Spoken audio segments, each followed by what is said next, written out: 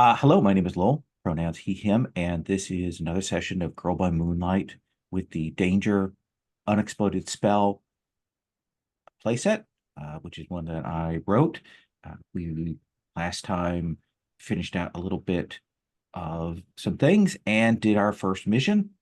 And we're taking up today kind of in the post-obligation phase into the downtime and getting some things set up. So this session is part of Open Hearth Gaming. You can find out more about that at openhearthgaming.com, which is an online community for gaming. There's a lot of indie games and things. And if you're watching or listening to this, just know that we have hundreds and hundreds and hundreds of videos of actual play games on our YouTube site, and heading towards 500 audio actual play sessions on our podcast site. So there's a lot of stuff to check out there. So last time you, as a group, managed to hit the top of the XP for your series abilities. I know some of you also hit the top of your XP for some other things. And so I will want to check in and see what people are taking in terms of a new ability, or are you raising a action dot or whatnot. But right now we have our series abilities to choose from. Right, we have the one that gives us in both phases, the transcendent and regular gives you the extra dots. So now it's a question of what series ability the group would like. On the standard size, there's one that gives the group a free downtime action for community projects and always gives an extra die for doing those adding of people. There's a bonus to engagement rolls. There's a bonus to specific engagement rolls that give you extra XPs. So we got two of those, one for rescues and one for unexploded spells. We've got the ability to spend marks from your supplies and support resource track as universal links. And then a bonus for helping people recover from magical or emotional harm. Those are the regular ones. There's also the possibility of taking a ability from another playbook for the different series. And then on Transcendent, we have mark XP when you suffer magical harm while transcended, and gives bonus links for being harmed. And then a one that gives an extra die for resisting consequences, which would affect bystanders, innocents, or NPCs. So do my third stage, just starting here. So Alina, any thoughts about those that appeal to you? That's a question. So we can choose either between a series ability or a transcendent ability. Correct.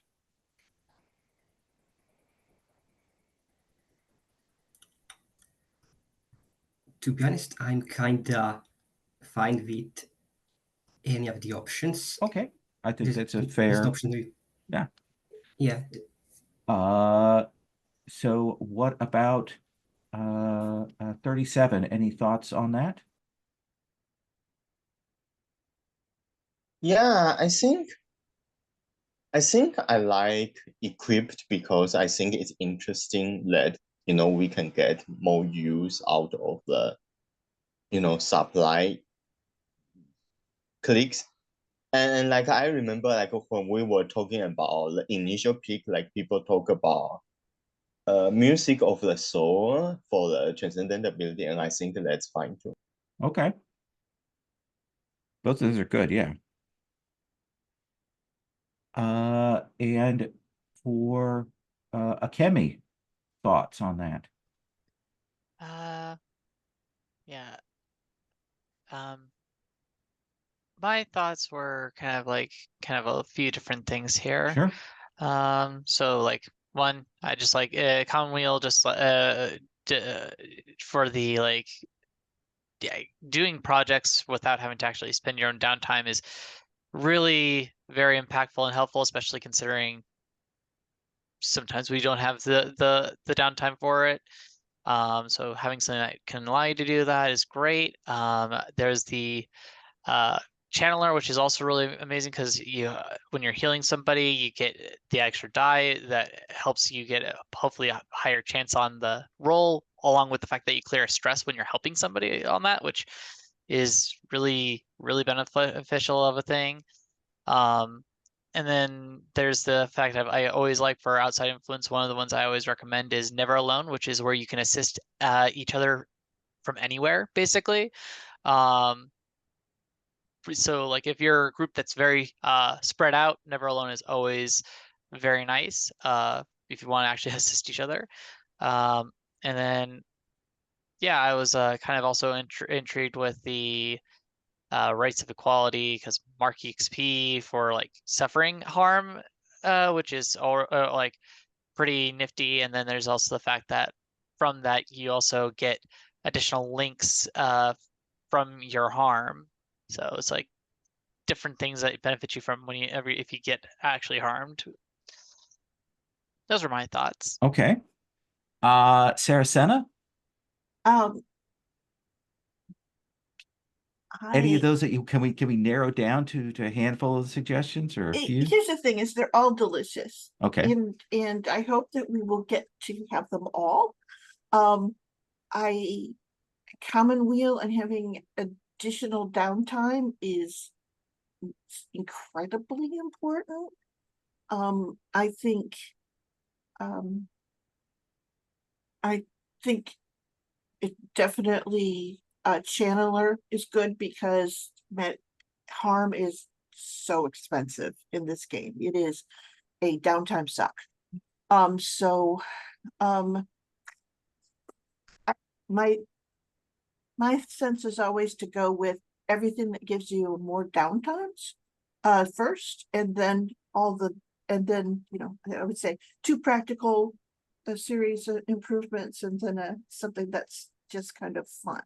So So we've so- got a couple of voices for Commonweal there as a downtime thing. mhm. Dom Burton, would you be okay with that? Okay, then we will go with Commonweal and I will clear the track. So we are still in the downtime phase. We're going to go with the Saracena downtime that I skipped. And I also, when I come to you, also check in and see if there's anything that you have spent your XP on. I believe that you had filled your track. What did you put those points into?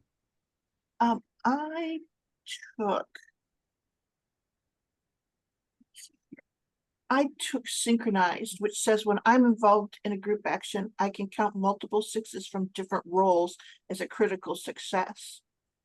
When leading, I take at most 1 stress, regardless of the number of failed rolls during a group action.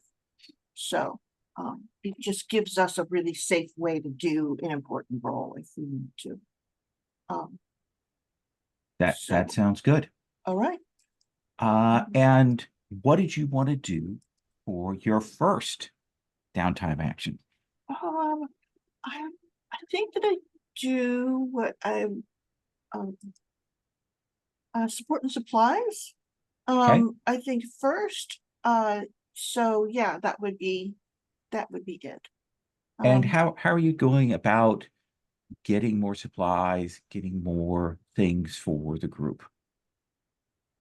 So we got that big basket, Yes. and some of it, like as we said, we will make sure that the people who need it the most get it. But I think that there are a few things in there, like the sausages, that for the caloric thing that they give us, we could trade up for something like more calories. Does that make any sense? And maybe some other things like that. So I think she's going to pull a few items out of that basket, and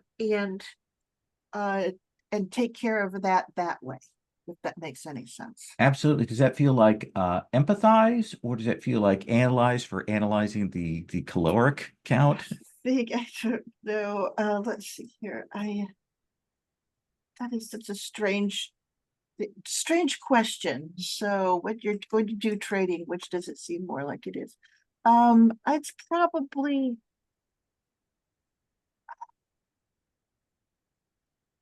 yeah, I mean, it probably is pretty pretty much a mathematical calculation, Okay. if that makes any sense, of what it is that she's doing, then how much she needs to get it back.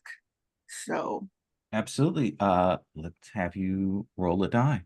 I know, it's dying. Okay.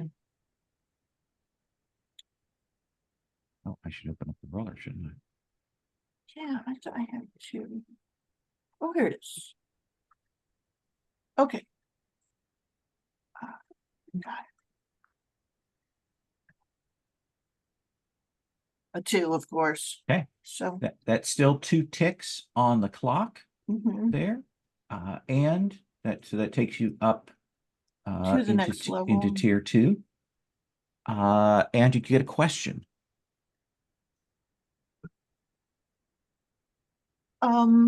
Yeah, that's a good question. Yeah, the gather information for you is in that 3rd column. Okay. All right. So,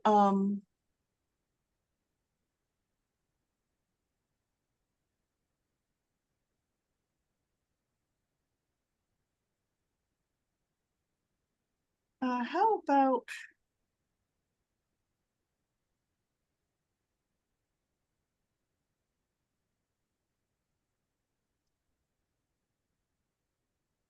how are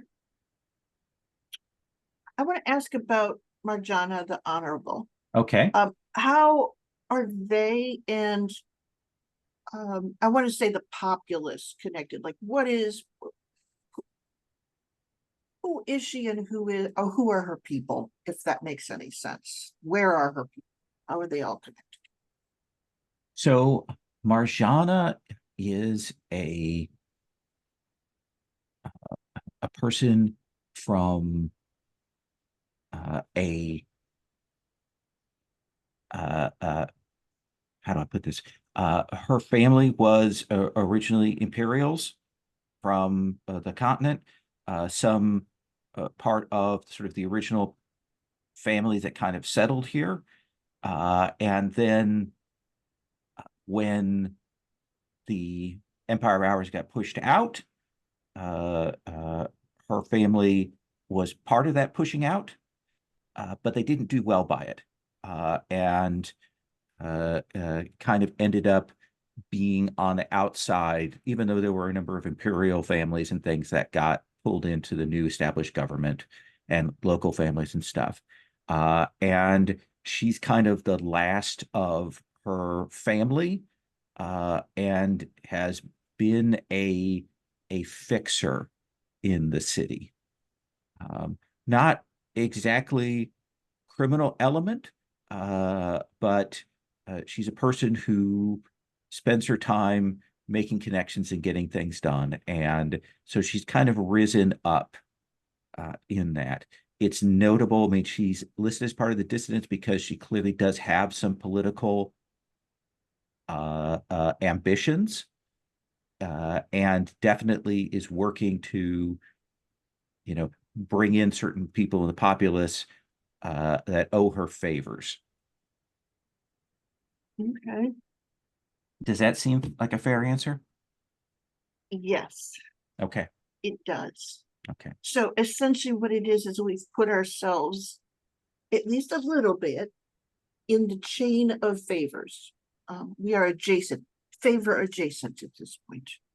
So, She has primed the pump for that. She was very yes. clear that this wasn't anything that you owed her for, and she's probably going to hold to that. But she may offer you other things later that will definitely have strings attached. All right. Okay? All right. Yes, makes sense. All right. Let's come to Alina. Alina, what would you like to do for your second downtime action? Now, before actually decide that, I do have a question. Yeah.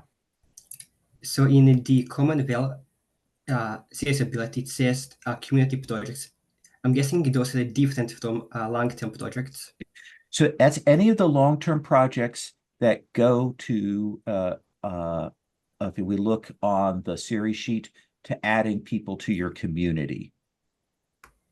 We've got those people that give ongoing bonuses there at the bottom after the missions thing.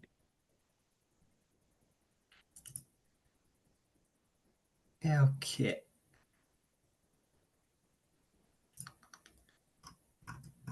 So I think, actually, I think I might wait until the end of the second mission to actually start a long-term project, just to get a better feel of what Sure. I could do. So I think for this downtime, actually, I'm just going to make a connection. Okay. And I think I'm just going to make a connection with Seracena. Okay. So because of my safe distance, I cannot attack directly. I need to go down the boat way with gifts and surprises. So I think that perhaps last session we had a little point where Alina was like out in the city, out in the town, when Lubomir came to. I think maybe perhaps at some point, like during that time, Valin was just like going about, like maybe doing like just a bit of like a supply run, just like to get the few things that she and maybe the group needed. I want to say that she like saw some wind chimes being sold, and it reminded her Sasena, especially like after the last mission, how they use like the wind in their favor.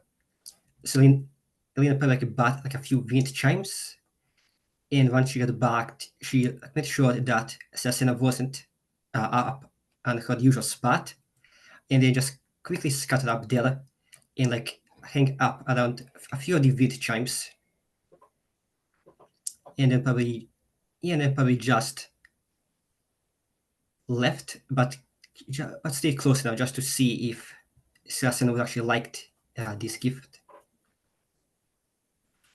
Oh, yeah. Oh, yes, because the thing is Sarah wouldn't have noticed them, but Senna would have. And yeah, that would have been, you would have immediately heard them sort of kick off. Nice. And you get the sense that it's not like Senna immediately starts working like for what she's doing to make it like the most aesthetic sound for the space. So there's like a period of experimentation, but then it sort of settles into a slow, meditative, occasional chime that picks up and carries through, and then just before it finishes, another chiming occurs, and it just is like it's very, very nice and meditative and calm. So does that feel like empathize, Alina, or conceal for the sneaking up, or something else? I can always use conceal because That's right. due to the safe distance, it's just going to be sneaking to send a gift because the gift has to be anonymous, even though it probably isn't as anonymous as Lina thinks it is. So conceal can always work with that. Okay. And yeah, I think conceal probably because I could also like see express maybe like fit in, but express has no points and conceal has one. So I just go with conceal. So do your bonus die for safe distance, and then Saracena gives you a die for empathizing with that. So roll 3 dice. Yeah, okay. I Look got at that 6. 6 right out of the gate. So Sarah, you may mark 4 links with Alina. And your question? Yeah, I do get a question. I'll be a good one.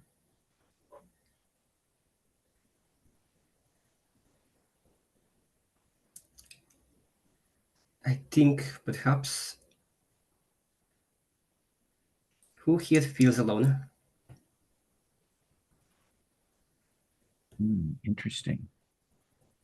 So do you mean between Sarah and Senna, or do you mean do you think you're talking about the group as a whole? I guess that's up to interpretation. Well, let's focus on Sarah Senna. Okay. Do either of you feel alone? think I think that they don't, but they worry about other people feeling alone. And I think Alina's watching Sarah Senna, and what they end up seeing is that though they love the chimes and they play with them, the thing that they are both doing is kind of watching over at Kemi. Like but being super subtle about it. Like I wouldn't, it's like passing by and just checking that they're okay. And because yeah, definitely they are worried about Kemi, who has been sort of isolating themselves. So Awesome. Right. Let's come to 37. What would you like to do for your second downtime action? Oh, actually, let me go back 1 second here. So you spent your advance on getting another dot of analyze, it looks like. Oh, Alina? I didn't. I'm What gonna what get an about? ability. I didn't spend it. I'm probably gonna pick an ability. I'm just considering my options Oh, because I okay. was thinking of maybe taking no sleep, but I'm probably gonna hold off on that just because I've yet to start a long-term project, and I'm thinking that'll probably be my next take for updates after the next mission if I level up. Okay. So I think I'm probably going to take things feel for my level up. Ooh, interesting.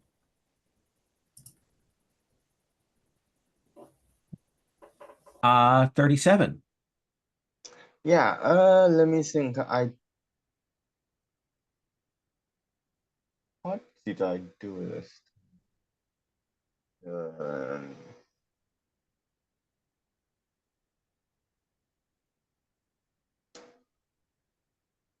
Didn't you, I think didn't no. last time, didn't you did you do some healing for people? No. No, because I cannot heal myself. Right. Looking Oh, at mine. I think I made a connection with Saracena because we haven't had a scene together. Like that. Okay, so let me see. Yeah, so right now we are at tier 1. That's fine.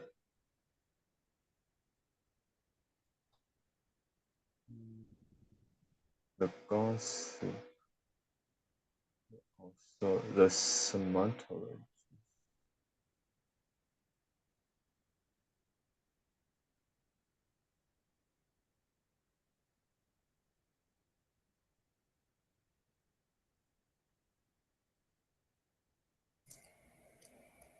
Yeah, sure. Oh, I just wanted to say, if you're having trouble deciding and what to do, I just wanna mention that Alina did take harm last session, so you could always help with that if you had troubles coming up with what you wanted to do. yeah. Let me. But I forgot you have a burned condition. Yeah, sure. I will help Alina recover. Let me see. Help a friend recover. When you help a friend recover, describe how you are supporting the healing process and roll an appropriate action. So is Alina doing anything about it herself?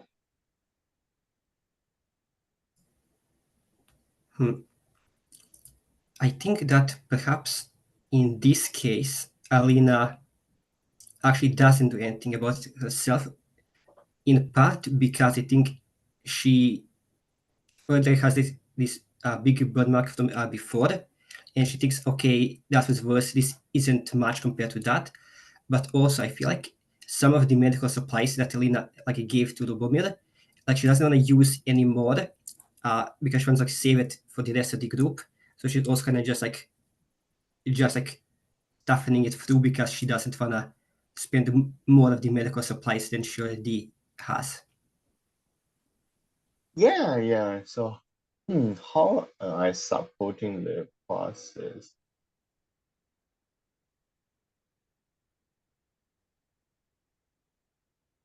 Yeah, so I think, I think, like I don't know if this is how they actually treat, but in real life, especially since it's Mhm. been a while, like it's not like this just happened, but because like in an anime way, I think I showed up in like either your room or like wherever you were, like with a huge bag of ice cubes, right? And I was like, hey, Alina, I noticed that, you got a little saint, from the last mission. So I think, I think you really ought to put some ice on it.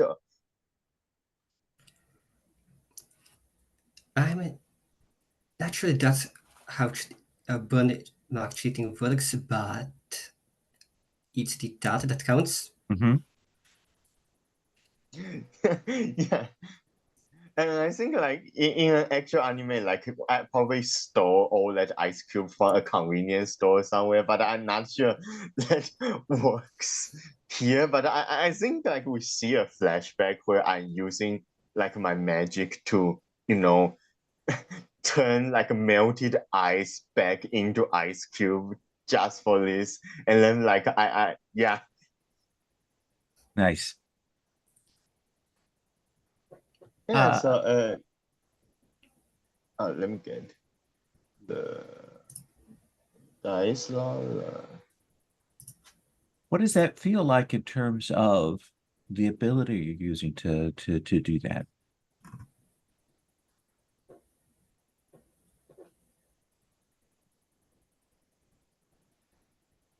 You mean for me or? Yeah. What are you going to roll? I think it definitely is about the Express conference. is that express? Is that confess? It was. Hmm. Yeah, I think I'm going to say it's analyze because, like, I'm noticing this and Sure. like I'm trying to help, even if it's maybe not the best way. Let me see. So, piece of play. Yeah, one dice. One die. I got a 4, so the 3 segments Yeah. on the power card. So it helps a bit. There is that moment of sharing that definitely does relieve some of that pain for you. Let's come then to Akemi. Okay. Well, I already had mine decided a while ago, so Oh yeah. I'm going over actually to do the recovery for Alina. Okay. And this is actually a fairly simple thing with how Akemi does things. It's just that they were already aware that Alina got kind of burned during the mission.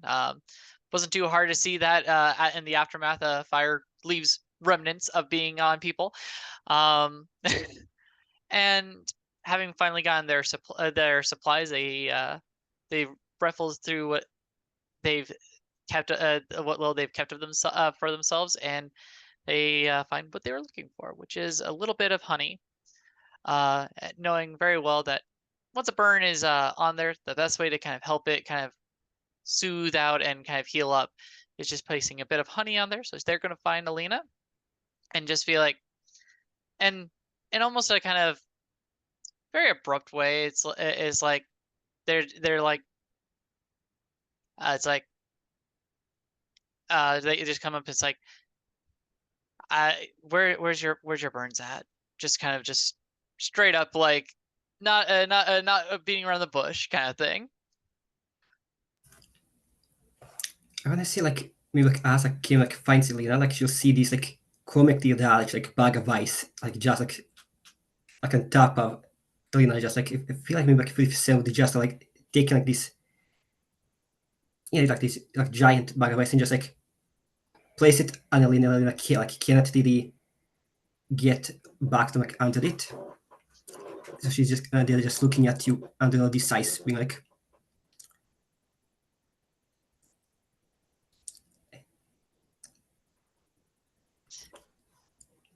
What are you doing there? Just very blatantly, what are you doing there? Just this is an interesting thing to walk in on. really see 37 wanted to help me, and I think this is helping. It's just that I'm a bit stuck. Ice is good for preventing it from inflaming and everything, but that just first of all, this like takes off the ice and everything at this point. Like, get out of the way here. We don't need you to be like now turn her into an ice sculpture here. It's kind of thing, helping move the ice a bit, and it's like, but like once you've done that, the best thing is to help the skin kind of recover. So I'm here. You're. I can't trust that you're gonna take care of yourself here. So they kind of just pull out their honey and then kind of place it on to their burns a bit, and then it's like, this is probably not the most convenient feel. So they kind of just pull out some scissors and just cut part of their hoodie sleeve, and then kind of wrap the bits of fabric around where they place the honey, and just in a very kind of awkward, very abrupt way, it's like the thing of like, just take care of yourself, okay? And then they just walk away. What do you want to roll that with? Yeah, and this, it is very much them being kind of like on a perceiver analytical way. They are very much like on the thing of like, I see that you're hurt. I'm focusing on taking care of it, and I'm trying to there is that trying to express, but they are not very good at it. So it could be either way of express, because they are trying to express that concern, and it would make sense with the bad dice because yeah, they're bad at expressing. It's up to you. Yeah, I'm gonna go with the express because I Okay. feel like that is the best way for them to do it. It's not gonna really matter. That's fair. But yeah. Oh, look there at we go. that. Well, hey, look at that. 2 ticks. And so the burns are gone. And what did you take with your advance? Worth saving. Okay. That's the foolishly run into danger. Excellent. And let me roll back to 37 for a second. What are you taking for your advance? Yeah, I took the, let me. I took 2 steps ahead from Enigma. So twice per mission, you can assist a teammate without spending stress. Tell us how you prepared for the situation. Oh, nice. Nice. That's a good one. Saracena, we come back to you for your second downtime action. Yeah, this is an excruciating choice. Yes, it is. So. Oh.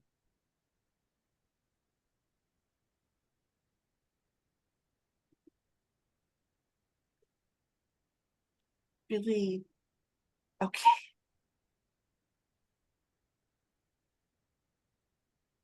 I know that 37 is hurt.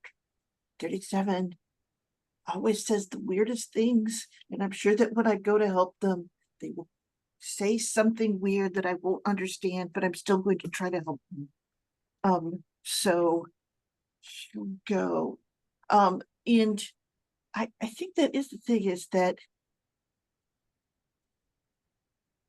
she goes armed with, like, literally packs a first aid kit with the little symbol on it and all of those things, so that she kind of has her excuse up front for why she's going there.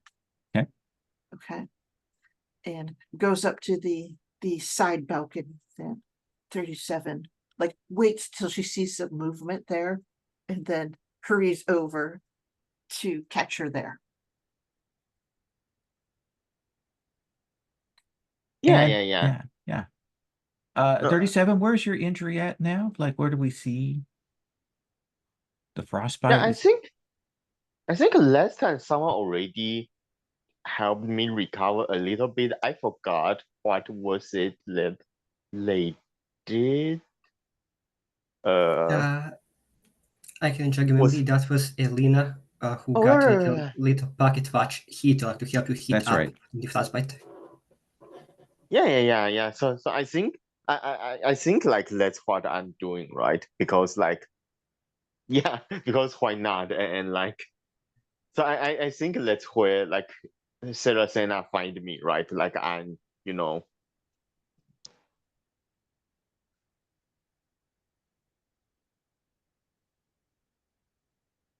Okay, so you're in the balcony then? Yeah. Okay, cool. Just want to make sure. Yeah, and I think she comes in and, well, she comes up to it and she goes, "May I come in?" Oh, sure. I mean, I would say the door isn't locked, but there isn't actually a door, so Yeah, that's it. That's why she always stops there. And she comes in and she very carefully steps around all of the things that you've collected that are clearly very meaningful to you. You have the books and the and all of the artifacts that you've kept that seem a little strange to Senna. And she kind of goes, "How are you doing? I know that the ice hurt you. Can I see?" yeah, sure. I think I think it's probably somewhere on the leg. So like I think like I scoop down to lift the skirt a little bit, and then I was saying, oh, I mean someone has already helped me with it a little bit because I don't want to just come and say Alina because like the rest of you don't know like how she operates like with gifts yet, so like I don't want to spoil that. So I'm like, oh, someone already helped me with it a little bit, but yeah, I'm sure it will be fine soon enough. And she sort of looks and she goes, "Well, let's get that bandaged up so it doesn't get infected, because you can see that like your skin is cracked where it is, and there's kind of one of those stress things where you're starting to seep, and like there's a little bit of blood and everything." And she's like, "Let's get that just so that it doesn't get worse." She says, "This is okay, right?" Yes, thank you. Okay, good. And she seems incredibly relieved. And she goes, "Okay, so this is what I'm going to do." And she opens up the box and she takes out some salve. And she goes, "I'm going to put this on and then I'm going to bandage you." And you don't know, she seems very like formal when she's doing this. She goes, "This is," and she kind of goes, "I read all the instructions just 20 minutes ago."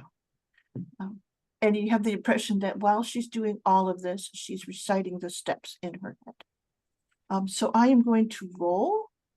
I am incredibly one die set for Yeah. everything, but I think that this is probably empathize Okay. more than anything else. So Okay, so 1d6. Hopefully I can get this.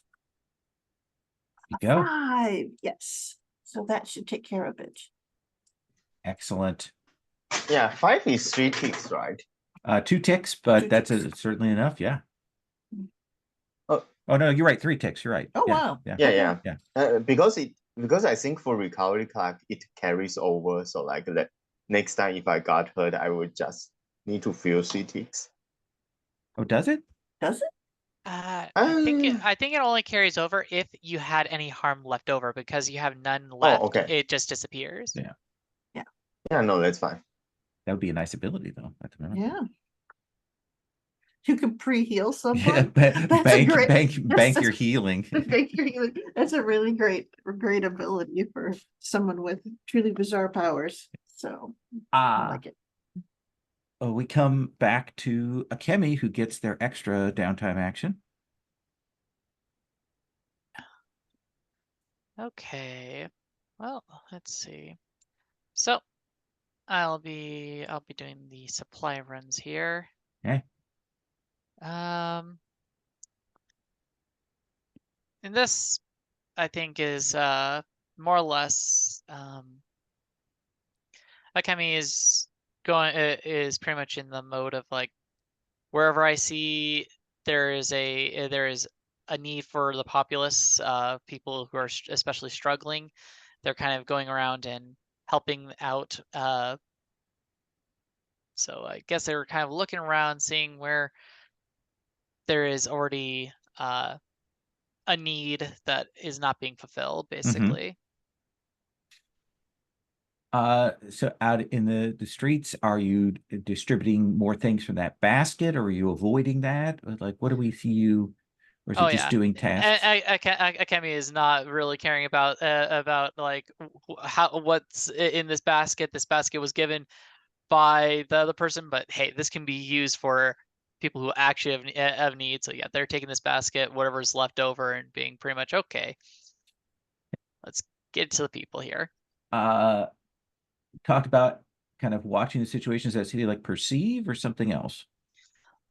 This would be definitely perceived. They're kind of basically looking around for basically like, hey, what's kind of missing around here? Okay, so I can roll that here. You know what? I'm gonna push myself so I can get a little bit more on this. Okay. Alrighty. I'm glad I did that. I knew that bad dice was coming sooner or later. Absolutely. Okay. 3 ticks. 3 ticks. 1, Woo. 2, 3. And I get 1 question and a follow-up. Yeah. Okay, what question do I want to ask around here?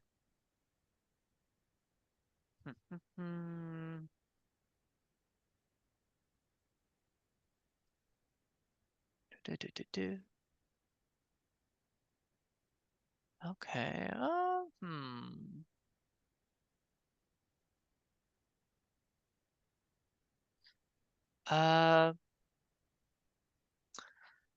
Because this is always something here. Yeah,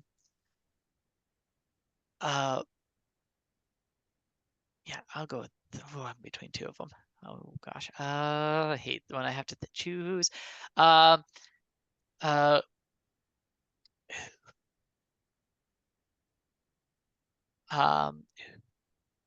where can I find the beauty here? In the mess of the situation.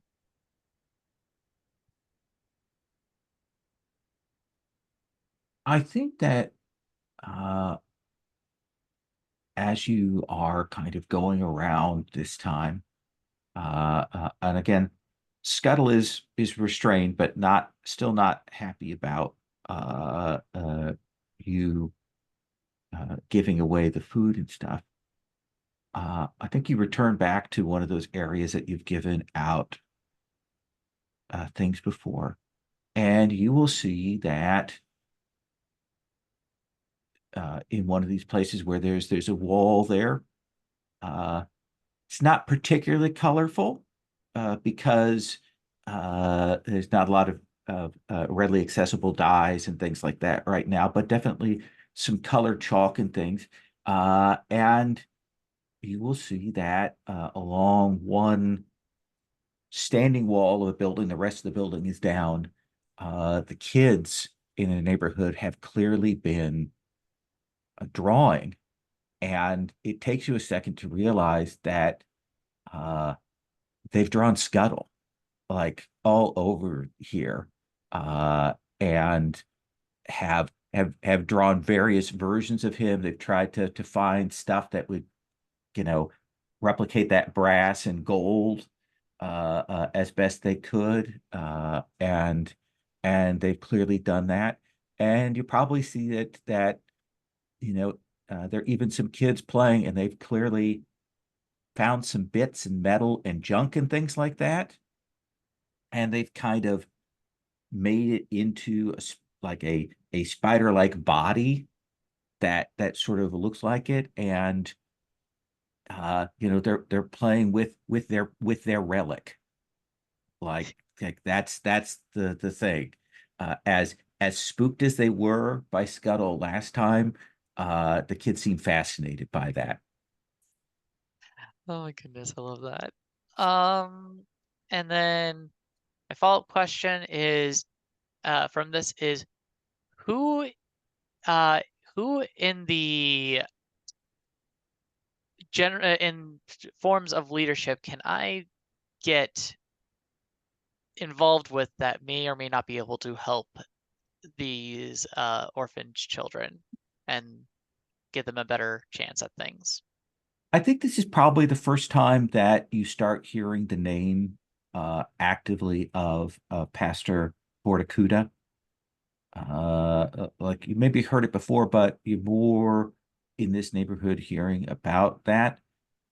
What you have heard is that he has, to the annoyance of some people, opened up the cathedral in this district, and made that both a shelter down in the catacombs below it, but during the day is working on a kind of a classrooms for the kids, because some of the schools around here and things have been damaged. For the kids who would have gone to school, he's trying to get people to come in and occupy their attention, so they're not running around and potentially hurting themselves scavenging in the things. Does that seem fair? Yeah. Okay. So the group also has the bonus, yes. No, But one. the bonus downtime action. So we have in process right now, started on 2 different potentially people from the community. We put a tick on the thaumatologist, who gives you bonus die to unexploded spell and wild magic. And we've also got a tick on the gossip from the populace that gives you bonuses to rescue and escort missions.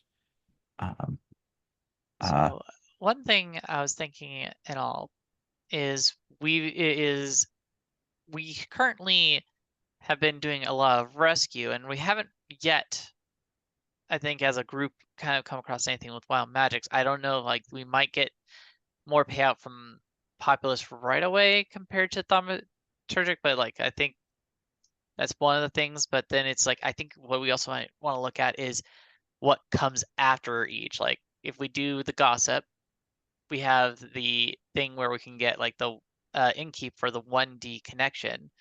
If we do authority, I think we can do that and 1D to projects when requires study. So I feel like when it comes to the most long-term payout though, would be the thaumaturgy, because like eventually we're gonna have to do wild magic. 2, we have then 2 branches of different things that open up for us, whereas populace only opens up 1 branch. Yeah. Well, actually, it opens up 2 branches too, but it's further down it opens up the alchemist. Because we have to go Where's back it? down through there to get Inkeep in order to get to the alchemist. So the thaumatologist connects up to the Innkeep there on Yeah. that side. And then once you have both of those, you have access to the alchemist. Yeah, so the only thing with Populous that we would get differently is if we then did the Dissident, then there's the chance that Populous Dissident, the bearer shows up. So Populous in the immediate term would only give us one additional option, whereas Authority gives us 2 additional options right away. But that's my thoughts so far. Anybody have any thoughts? I Um, agree with you, because if you go with the dermatologist as well, then you can also like potentially go for the alchemist, and that can also potentially like lead us into the double agent if you wish to go that route as well. There's some good ones down there. Sherry, we're going to say? I think I was just gonna say yes, but we can't finish the thaumatologist, and there's a small chance we Yes, you finish the can guy. if you roll a 6. If you roll a 6? Yeah. Oh, okay. Yeah, and yeah, the Populous has a higher chance of succeeding. I will not deny that one. That was part of Oh, my no, thought as yeah. well. No, you're right. You'd have to roll a critical. Actually, I just realized that. Yeah. Yeah. Mhm. But like, we also do get 1 extra die when doing projects, so technically we'd be rolling 2 at the very least. Okay. I don't know. Depends on what you're feeling. I mean, honestly, I'm open to either because naturally Populous is where Akemi technically would always go towards personally. They're not much of a into Authority, so my character would definitely more support on the Populous side, but that's just my character. Okay. Yeah, I mean, everything's good. The +1D to make a connection from the Innkeep is really nice. So I don't know. Whatever we do, we're at that point where it doesn't matter. We're not cutting our noses. You know, I mean, we're not cutting off our future situations. So whomever's going to make the roll can make the choice. I guess it also depends. Does Mhm. anybody's character feel strongly one way or another, other than mine, who's clearly going to be feeling for the Populous side of things? I feel like Alina might go a bit more towards authority, just on the basis of we need to be better prepared to help out the people in the city. I think like that will be Alina's like inclination to like get like better equipment, a better support from the authority to like better help and keep the people safe. But that's me like that would be like Alina's train of thought about this. I mean, I would say if you gave me that argument, Akemi would definitely be supporting you on that. So I think 2 for that. We've yet to hear from Vertim. Yeah. Yeah, I mean, I'm fine with that because I do agree that, taking the somatologist, like, it opens up more options, so it makes sense. So may I suggest that given Alina expressed an opinion, that we lean into that and have Alina roll analyze with the 2 dice there, plus the extra die for 3 dice.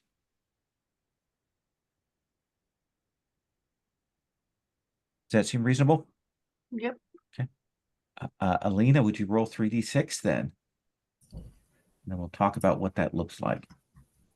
Yeah, okay, 3d6. I got a 2, 5, and 4. Okay, so we're going to put 3 ticks on for that.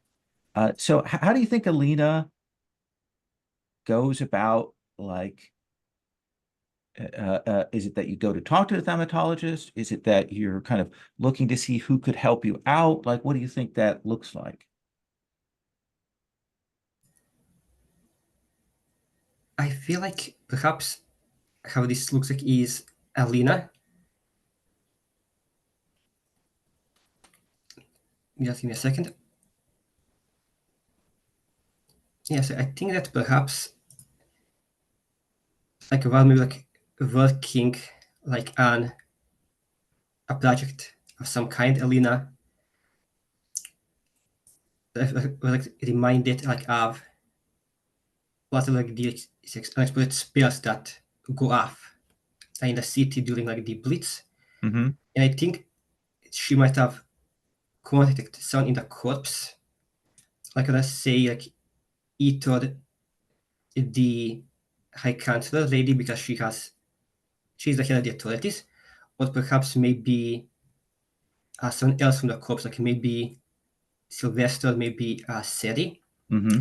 just like to get like into contact with the dermatologist, because Alina, like she wants a better idea how to combat the unexploded spells in world magic. How to better combat, how to better like prevent them from happening, or how to lessen the impact they can have once they go off. But this does come from her own experience with the unexploded spells. So I think like this will be one of those like uncharacteristic moments, like where you see Elena like not being so shy when she asks the person about it, like to get it in contact. She's a lot more firm in put me into contact with this person. And I think that you will hear some names. There are some people that are working in meta magic, like the whole triggers and how spells get delayed and things like that that are useful. We'll give a name once we get them established, but you kind of pick up some details about that, where they're working, you know, they'll describe a crazy old wizard working here, and a young person here, and things like that that are in that. So I think you make some progress on it. Let's take our first break here. We'll take 10 and we'll come back and we'll move into the mission phase. We are back. So we take up on a night where maybe a week after that last raid, time to regroup. And one of the things that is that there is kind of a bellwether for telling when the raids are coming, both clear skies help so that the Empire can fly here, but there's also the shifting of the winds of magic that allow them to come across more easily. 37, for you as a mage, what is the feeling or sensation that you get when there is that shift in the winds of magic? Is it a taste, a smell, a vibration, a sound? What do you think that is for you? Yeah, I think it's something even more abstract. Mm-hmm. Like I think I can sense that time is changing, right? Like I think like I know that time is not actually like linear, or like like every second they are not actually equal lengths. So I think like when something like this happen, I can sense that like the interval between seconds and like the direction of time, I can sense like they are changing slightly. And I think like people will see I do that thing you see on Utena, where I have a pocket watch and then I'm just like checking it every now and then for no goddamn reason. I love it. I love it. So that feels deeply personal. Do you think that is that a thing that all mages sense that magic differently according to their school? Yeah, I think so. I don't think I even have this ability before I, before I steal that magic the city was developing. I think before that I probably just hear a sound, but like it's not, like it's just a sound, so it's you have a vague sense of like how close it is, but that's it. But like this sense is a lot more like accurate. Like you can tell, like how big is the fluctuation and like the distance, the speed and stuff. Excellent. And you're out in the streets. Again, lights are doused. It's warmer than it's been. There've been some beautiful days out, which has unfortunately meant that a lot more people have been out on the streets even later in the evening. There is that break between the raids that people kind of start to think maybe they're returning back to normal, and then these things happen.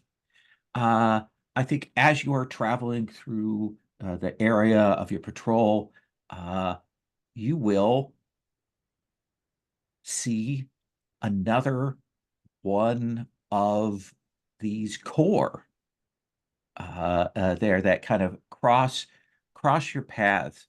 Tell me, Akemi, tell me something about this other group. Is this a rival group? Or is this a group of older people, younger people? What's the difference? What do we see here? I'd say that this is probably a rival group that is probably also a lot more well funded comparatively, and is a little bit more evident that they were assembled with actual training, whereas our group was kind of pulled together from a bunch of mishmash of things. And in general, it's that they have a more, I think, official kind of lineup in a sense. They probably have someone in the authority who's kind of a personal patron of them. They're based in one of the neighborhoods that is a little more posh. And like, do they catcall you? Do they ignore you deliberately? Do they come and look down their noses at you? What do you think that is? I think it's that thing of kind of almost expecting of us to kind of cater to them and that whatever they kind of demand in the situations, rather than us having our own autonomy as a group, as they are a lot more expectant that we are beneath them. Yeah, I think they do kind of keep their distance. They note you. There's some chattering between them, clearly, marking out of you, and they will pass on. It's sort of unusual that paths intersect for the patrols, but they will head on. We might later on find a face for that rival group that we can put on the board, but that's who we see. Elena, this neighborhood that you're in when the bombing starts, what kind of neighborhood is it? Industrial, residential, parkland? What do you think we're seeing here that you're moving through? What's a notable feature of it? Let's see, for the last mission, we were in an industrial place. So I think maybe for a change of pace, maybe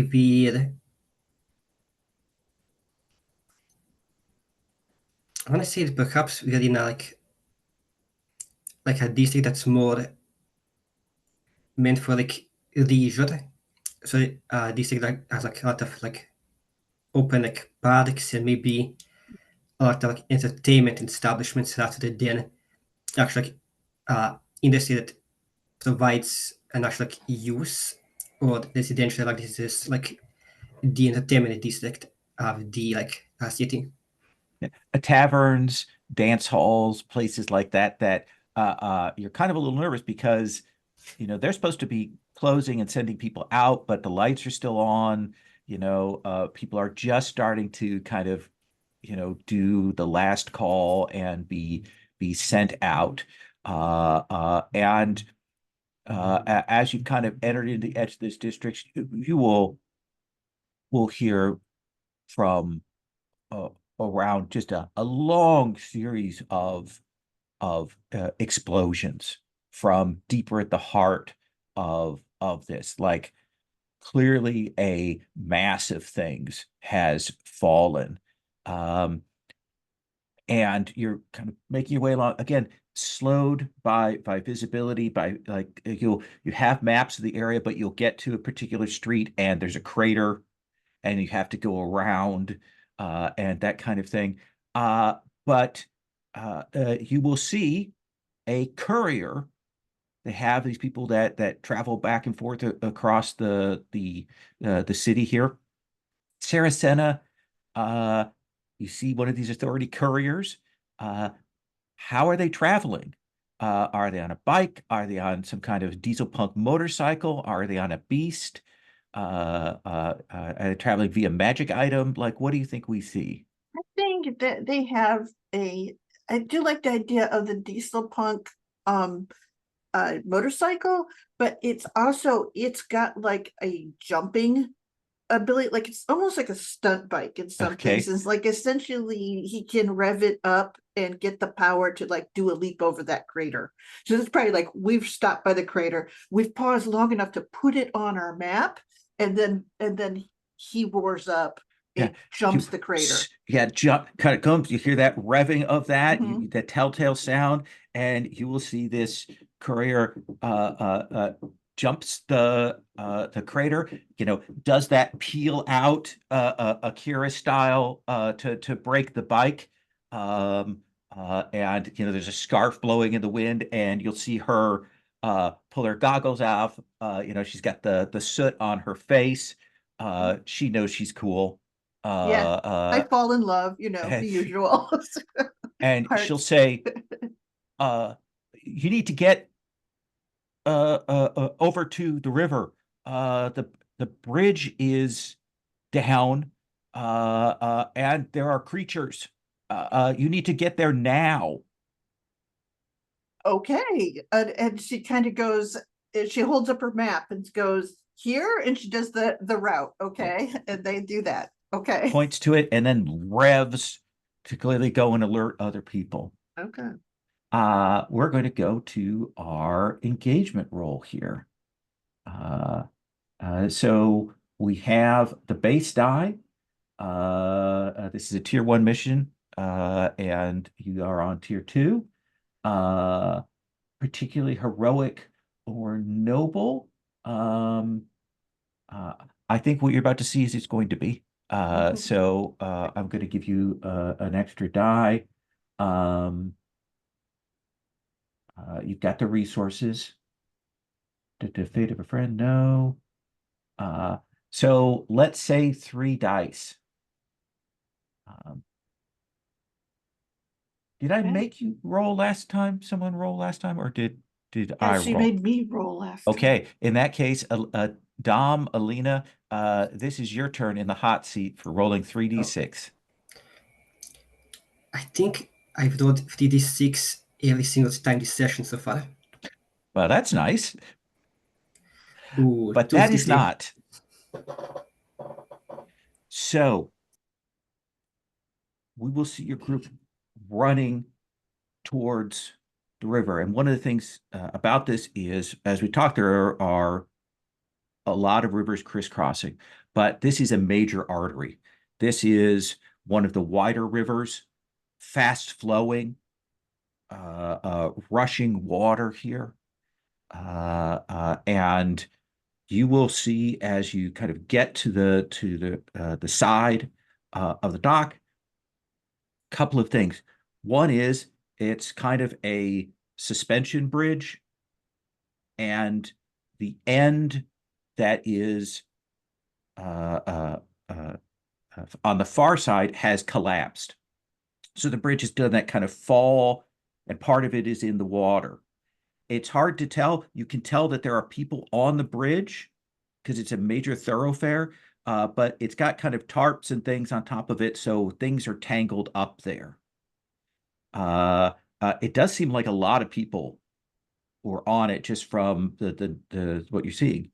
And in the water, you will see a roiling, and you will see this mud-covered creature, this beast,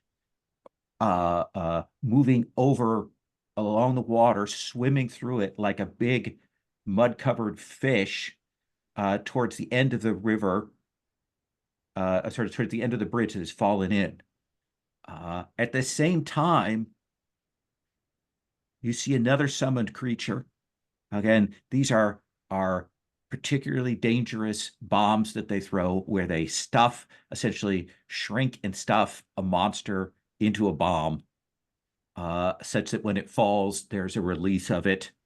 And you will see this huge blue and purple crystal spike covered beast is at the end of the bridge that is still attached, and is starting to kind of snorkel around, like a cat sniffing for treats, and is blocking people from getting off of the bridge. And you hear the crack, and the bridge is not in great shape. I think that things are very bad right now, and the clock for the bridge to give way completely, it's an 8-segment clock, and with that roll, we have 2 segments on that clock already marked.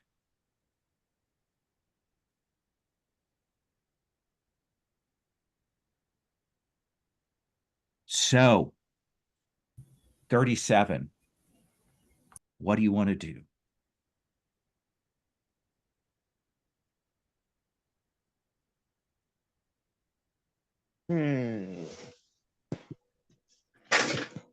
And when I say beast, I mean like 20, 30 feet long, 20 feet tall, huge, Monster Hunter style beasts. Maybe a little.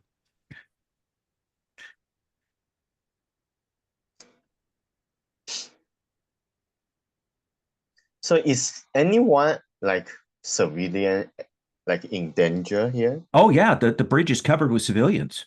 You can see that the end that has fallen into the water. People are desperately hanging on. There are people there trying to get off the bridge. But you can see there's some kind of mass panic. People are trying to get off the bridge, but the other animal, the other monster is blocking exit.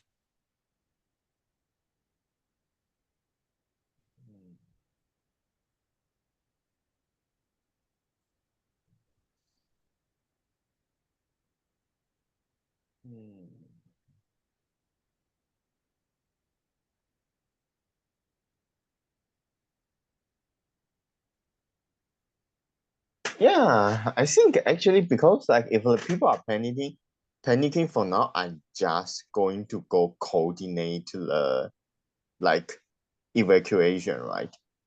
So you're going to try and get past this monster onto the bridge? Yeah, I would have to do that. Yeah.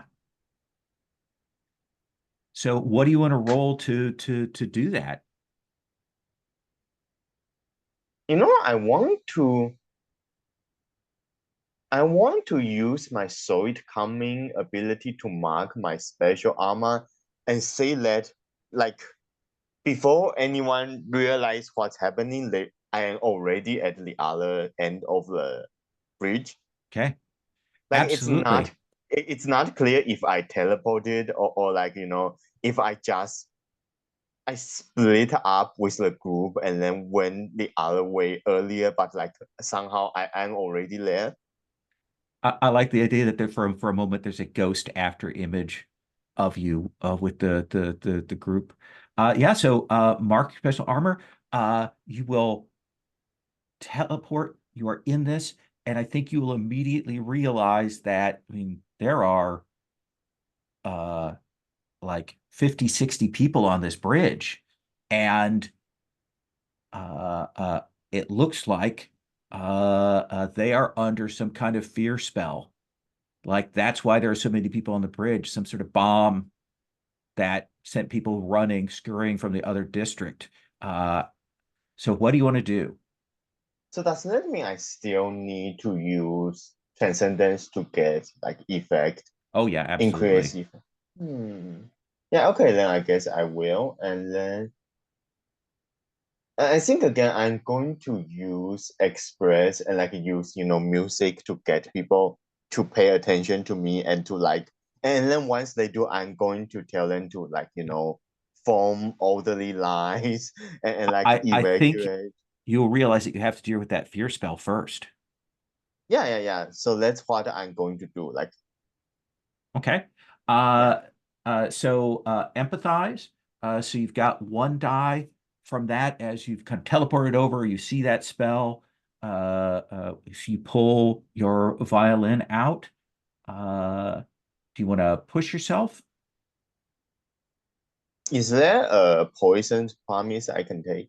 Absolutely. I will say that you can start working on the spell, but I think you are going to like this bridge is at an angle, and I think that you're going to find yourself sliding down towards the end of the bridge that is closer to the water. Like you're going to be much closer to that end than to this end. Yeah, sure, I will take Okay. that. Yeah. So I do think it is like you get there kind of off balance. You're working on the spell and kind of sliding, kind of catching yourself. No one is helping you. Wait. Uh, And Can I'm I going to use help? my link. Okay, yeah, sorry. Yeah, okay. I'm That just going to was- use my one singular link actually to give an extra dice. Actually, that was what I wanted to do. Perfect. So we've got 3 dice for you there. Yeah, I think that's enough because I already accept a promise I cannot push Correct. myself anymore. So yeah, I'm going to roll with 3 dice first. I got a 4, so So I think that we'll see that the magical effect that you create wash over and remove that fear effect. But I think that the consequence here of the 4-5 is you are going to go in the water. yeah, I'm going to resist that because I still have stress. Okay. This does feel like sun, right? Yeah, violence or fear, yeah. Okay, so I'm going to roll. Oof. I got a 3. So 3 stress. And you've done 1 roll in Transcendence, so go ahead and mark that. Akemi. I think at the moment, Akemi is going to be more reactive to what Sure. other people do. So I'll Okay. wait. Absolutely. Saracena, 2 monsters. There, you know that 37 is on the bridge and kind of sliding down towards the water. There are several dozen, 50, 60 people on that bridge. What do you want to do? I would like to, essentially, there's Akemi and Alina and I still here, and I will go, let's lure that spiky guy away. Maybe we can set him on the other creature, but first let's get him away from the end of the bridge so people can exit. And would you guys be willing to do that group action? Would that be Yeah, okay? I Yeah. can do that. It Okay. gives us an opportunity, and I think the action is maybe analyze. Does that work? Okay. Tell me how Uh, you're analyzing. I think that we do study different, like we have all of these, what do you say? We are obligated to read all of the materials that come from the magic school for the thing, and we do have an instructor now. So essentially we probably have to study like forms and types of monsters and what their things are. And this is a big spiky creature. So I'm thinking that if we can make enough noise, especially sharp echoing noise, we should be able to pull it away. Okay. It's the kind of thing. And this is absolutely in your wheelhouse. So let's start with Alina. Alina, you have 2 dice. You get a bonus die from Saracena's a perfect pitch. And I will give Alina another if they need it. Oh, no, I'll give them 1. Right? So they'll be rolling 4 dice. Yeah, 4 dice. Okay. Let's see how this goes. I got 5. 5, so we've got a success there. We've got a success at least. Akemi. Okay. Well, I'm going to push myself here. Okay. So I can actually roll with not -2. Here, So you'll have 2 dice then. Nope, I only get 1 because I have 0 in analyze.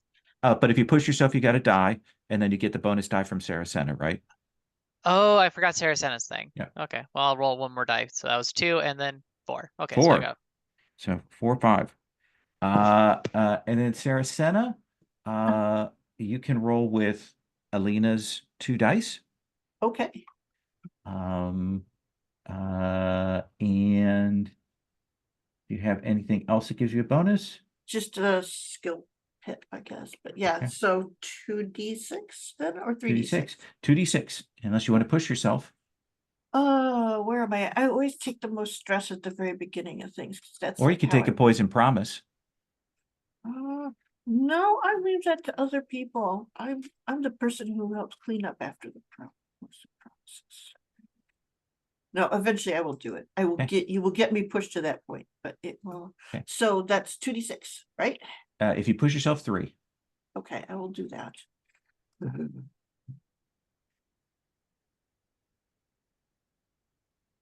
Another 5. So 5 is as well as we were able to do. And did you transcend? Yes, I transcended. Okay. Didn't I thought I marked it. Okay, I just making sure. Yes, I did. I think that that you will get a little of this thing's attention, but it is not going to move from that spot. Like it turns to kind of face, and like tell me what you're doing to the 3 of you to get it to come towards you. So essentially, we're attempting to use resonance to make it pay attention. So essentially what it is that the bridge, because the suspension bridge it isn't resonating because it's fallen, so it's slack. So we can use things like anything like beating on metal or anything like that. Does that make any sense to kind of like make sounds that it can't ignore? Absolutely. Because human screams don't resonate. It's got to be something that has that weird echo. And so I'm going to put 2 consequences on the table, and you can decide amongst yourselves if you want to resist 1, both, or none. So one of the consequences is the reduced effect. It's not going to move, but it is going to pay attention to you. And the other one is I'm going to put another tick on the bridge clock. Also, I think you take 4 stress from our bad rolls here. I only take 1. No, so the leader marks 1 stress for each 1 to 3 result rolled by the group. Yeah. And since I rolled 1 of the 1, 2, and then there was 2 2s from Alina and a 3 from Alina. But her synchronized negates that. Does it? Yeah. Oh, okay. Most 1 stress. Oh, it negates 1 of them.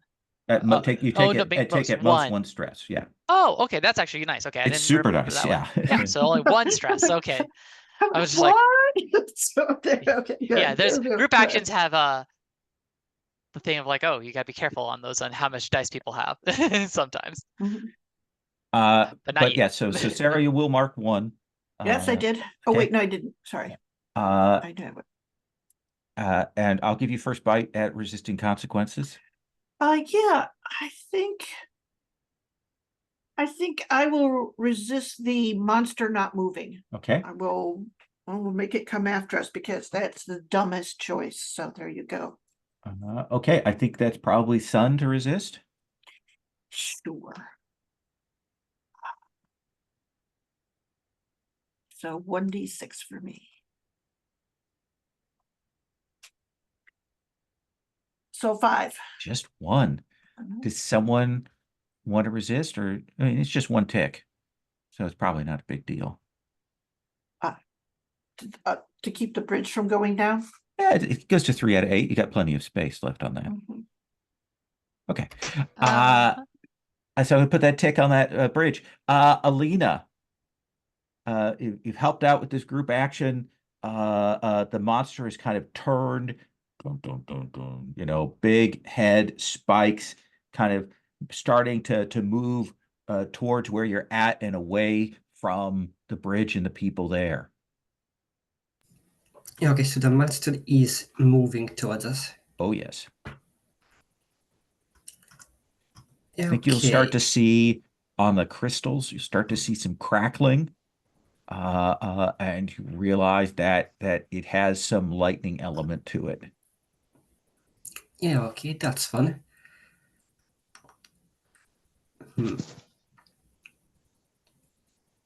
So,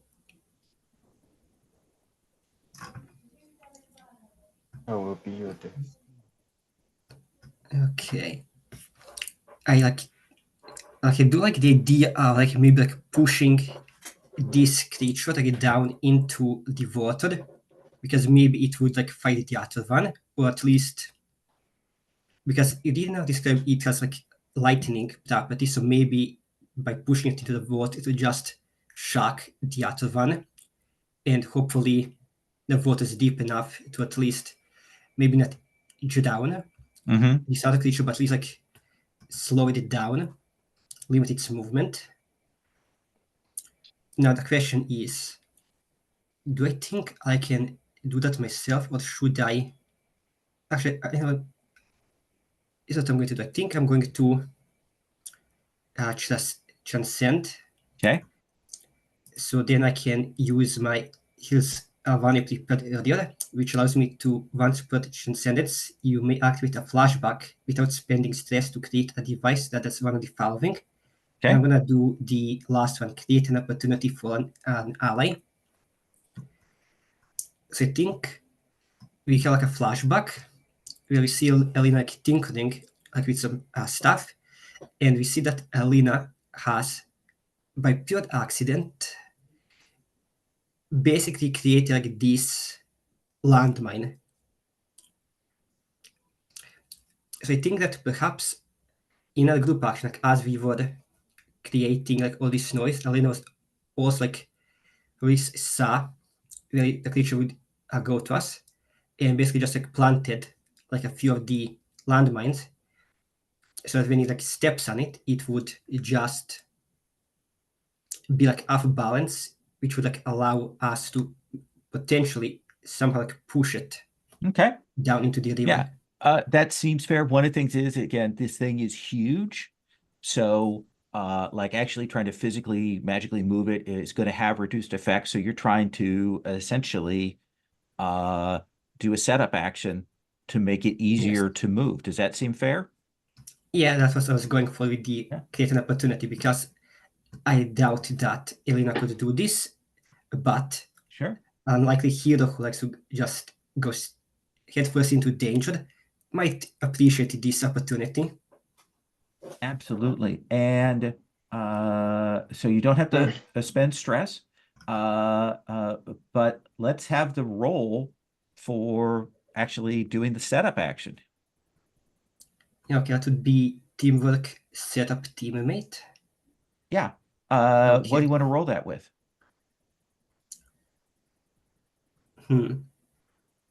Let's see. I have a feeling maybe it would be conceal on the basis of how to place the mine so the creature like doesn't actually see it, Yeah, so it walks into it. absolutely. So that's one die.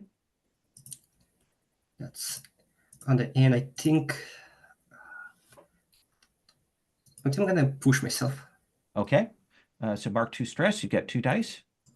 Yeah, so can I still assist? I think you're you're a ways away from that. I don't even think you're necessarily in line of sight to what's going on with Lena. Yeah, but I can assist without spending stress if I say how I prepared for this situation. So if in this case, I don't think I need to be in the same space. I'm going to say no because we have an ability that as team ability that allows you to do that. And I think given your position, I don't think that that's possible there. I do have a point with Alina that I could spend. So another die for you, Alina. Essentially, I will what do you say? I see what you're doing, and I make sure that we're all cleared away for the thing, and have some and I point out cover that we could go behind because it's a big crystal creature that we are having step on a landmine. So cover might be handy. Let's have you roll. Okay, to be 3d6. Okay, I'm rolling a lot of dice. And I got a 6. So that is a 6. So I think this the explosions will go up. This thing is huge and it will be thrown off balance, making it easier to move. So, more standard effect for doing that. Akemi, want to come to you, check in, and then I'm going to go to 37. Sure. What do you want to do? Well, in this case, I want to gather information for starters real quick. Sure, absolutely. Okay, so I'm going to be doing this as a perceive here. Mm-hmm. So I'm trying to do that. So I get 1 whole die. Roll. Okay, that's 1 question and a follow-up. Yeah. So in my situation here, I'm going to be what is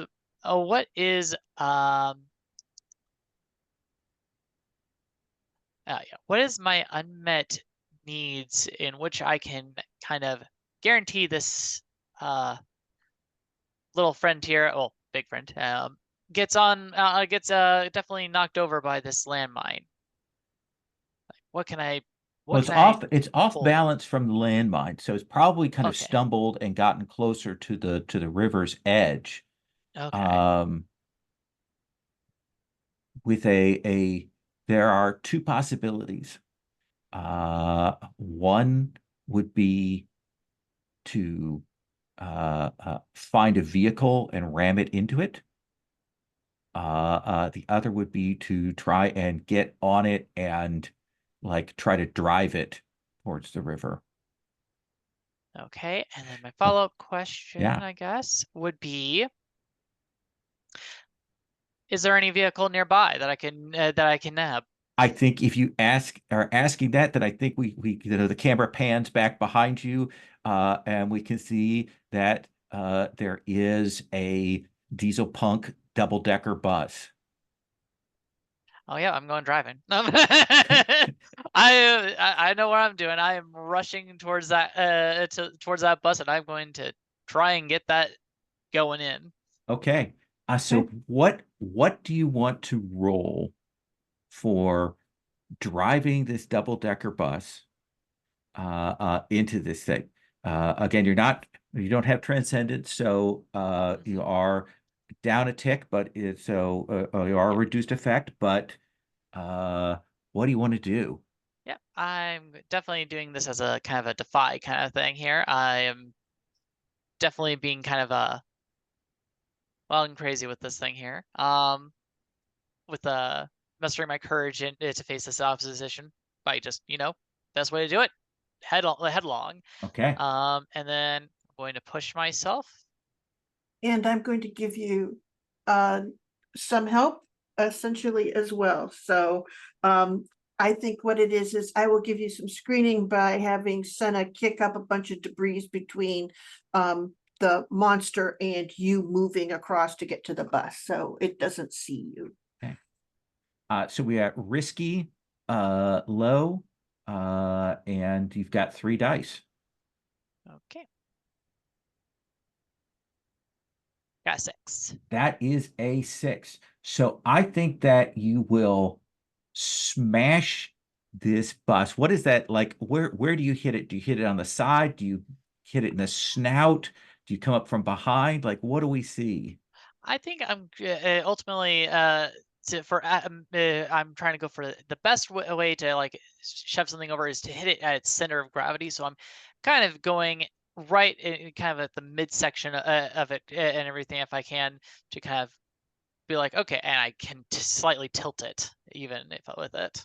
Yeah, I think that you will knock it. You're pushing. I think that the sound of the engine roaring as you're forcing it off. It hasn't gone off the side completely, but it is scrambling to try and remain on land. Does that feel fair for low effect? Okay, and here I think there's probably smoke roiling out of the engine as you're punching it there. And you know, you don't go over the side because you didn't get you got a 6. So 37. You've gotten this fear spell off of people. They're looking around kind of dazed. Uh you know, and the monster has moved. So some of them are starting to like come out of that and run out onto the street. Behind you, where the bridge is in the water, you will see this horrible snout of this beast coming towards the end of that bridge.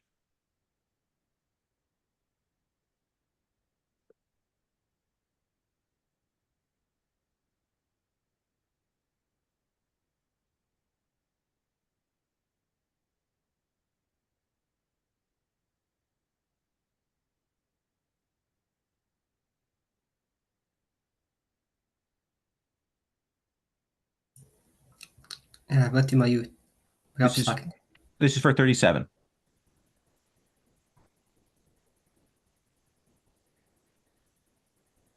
Yeah, I don't know.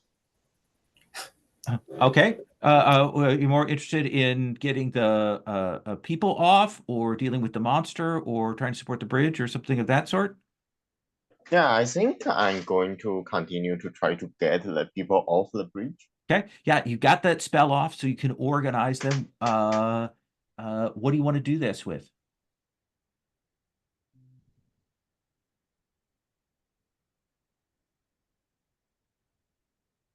I think it's probably still express. Okay. So that is 1 die. Unless you want to push yourself. Is there another poison promise I can take? Oh, I think that I'll offer you that you will draw the monster's attention if you're playing, that it will decide that you are the delicious morsel that it's going to come for. Yeah, sure. Okay. And you get another die from, can I give 37 a die? Because I have Senna who has the wind. I could have her carry the playing, the violin, essentially Sure. further along. So even though wind is blowing and stuff like that, you could hear it. Okay. Yeah, I think 3 dice is enough. I got a 4, so yeah. 4. So I think you will absolutely, like, your music carries 37, and the people who were confused there are running off of the bridge, running up onto the thing, the street out there, to get up to, you know, we see the last of them starting to scramble up. But I think that that this beast is going to like snatch onto your foot. That is the consequence.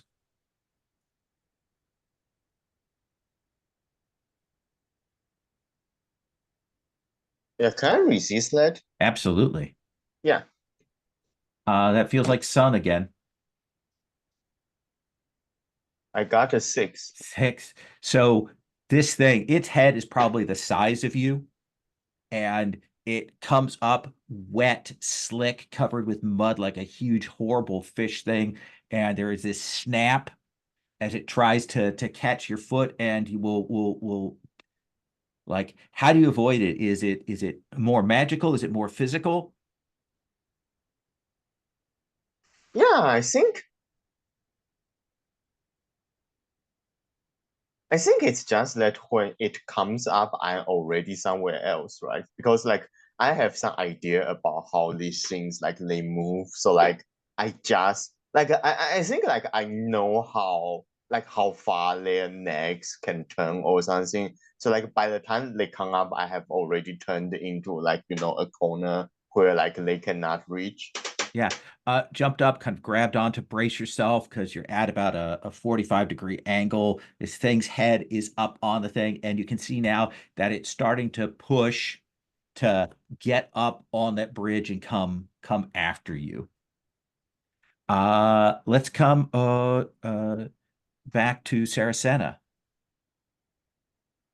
I think that I see the bus pushing and pushing, but not making quite enough um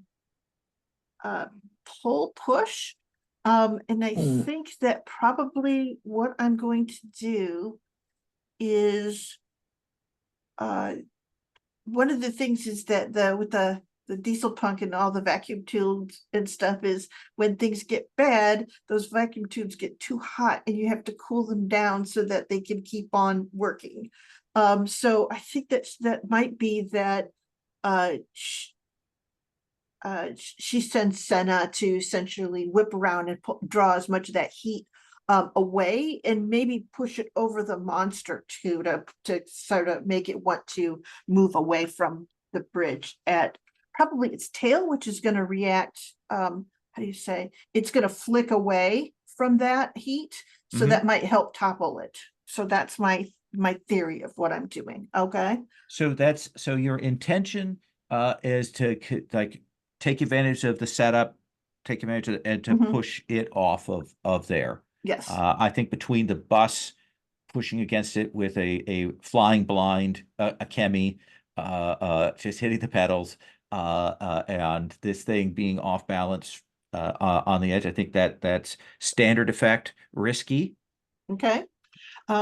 And let's see here. So I'm already stressed, but I'm doing this for a Chemi, and I realized that I think I'm going to spend a link just to give myself a little thing, is that this has become routine at this point, is a Chemi is like doing something really risky, and I just have to be super sensible. So I think that you see her like instead of being panicked, like she gets very calm in the moment. And so I spend a link with a Chemi to drop my stress enough so that I can try this. Okay. And I think that let's see here.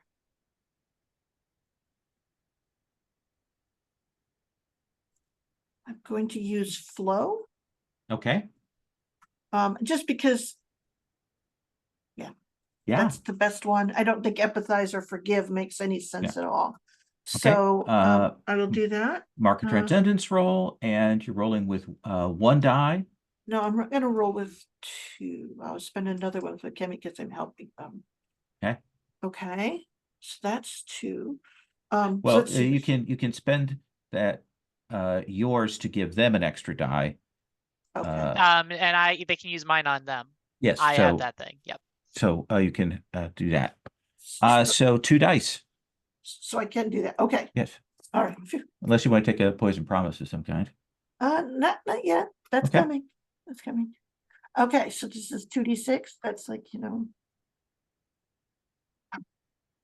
a 6. So that is a 6. So I do think that we will see this thing go off, getting it away from the people that are rushing off from the bridge, and it will get in a disadvantageous position as it topples into the water there. And with the 6, the bus does not go flying off the side there. I think they're like it jams up against something, hits a barrier there.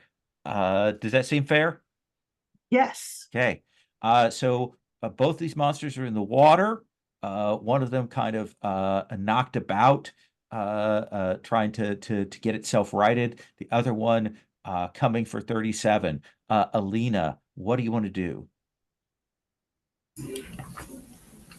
Okay, so the people are evacuating off the bridge. They are off the bridge, but they're still on that street by the bridge. Okay. The crystal creature is in the water at the moment, Mm-hmm. and the water beast is coming after 37. Yes, trying to clamber up the bridge. Okay, think I'm actually going to gather info first, Sure. and I think I'm going to make use of my things feel Okay. and basically trying to get like a feel from the bridge about. Let's actually see what question makes the most sense. Okay, how can I get an edge? So you want to roll empathize for the gather info? Yeah, I can do that because. That'll tell us how many questions you get. Oh, okay. Yeah, but so let's say I've got 2 points in empathize from the looks of it. So Yeah, that when would you be transcended. So you'll mark a transcendence and roll 2 dice. the dice. Mark transcendence. Okay. I got a crit. So okay, you guys. So you have 2 questions, and I think that I can't remember what the crit bonus is for gather info, but let's say you'll recover a stress just for simplicity's sake. How does that sound? Yeah, okay. Okay. Yeah. So what's your question? Okay, get 2 questions. So the first question, how can I gain an edge? And is this being put to about the one of the monsters or about the bridge? Basically, I'm trying to make use of the things feel, and basically my plan is, okay, so both creatures are now in the water. Everyone is basically off the bridge. The bridge is tumbling down, and I want to see if I can potentially use the bridge to take care of 2 adversaries.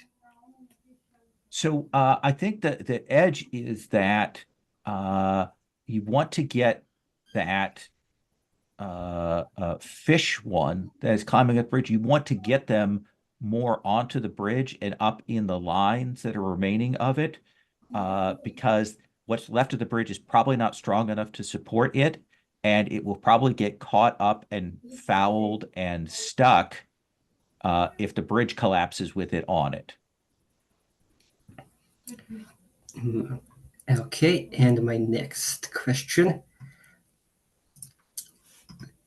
I'm going to check the other playbooks because my things feel allow me to use any playbook question. Mm-hmm. Yeah. So let me just see if sound has a good one.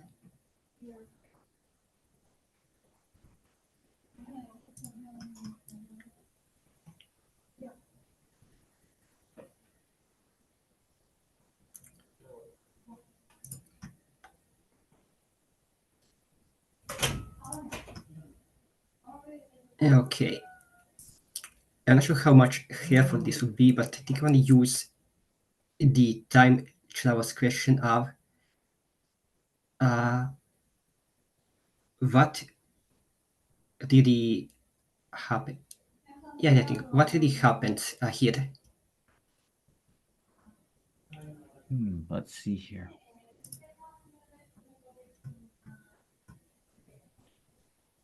Well, I think this feels like a targeted attack. Like this doesn't feel like an accidental thing.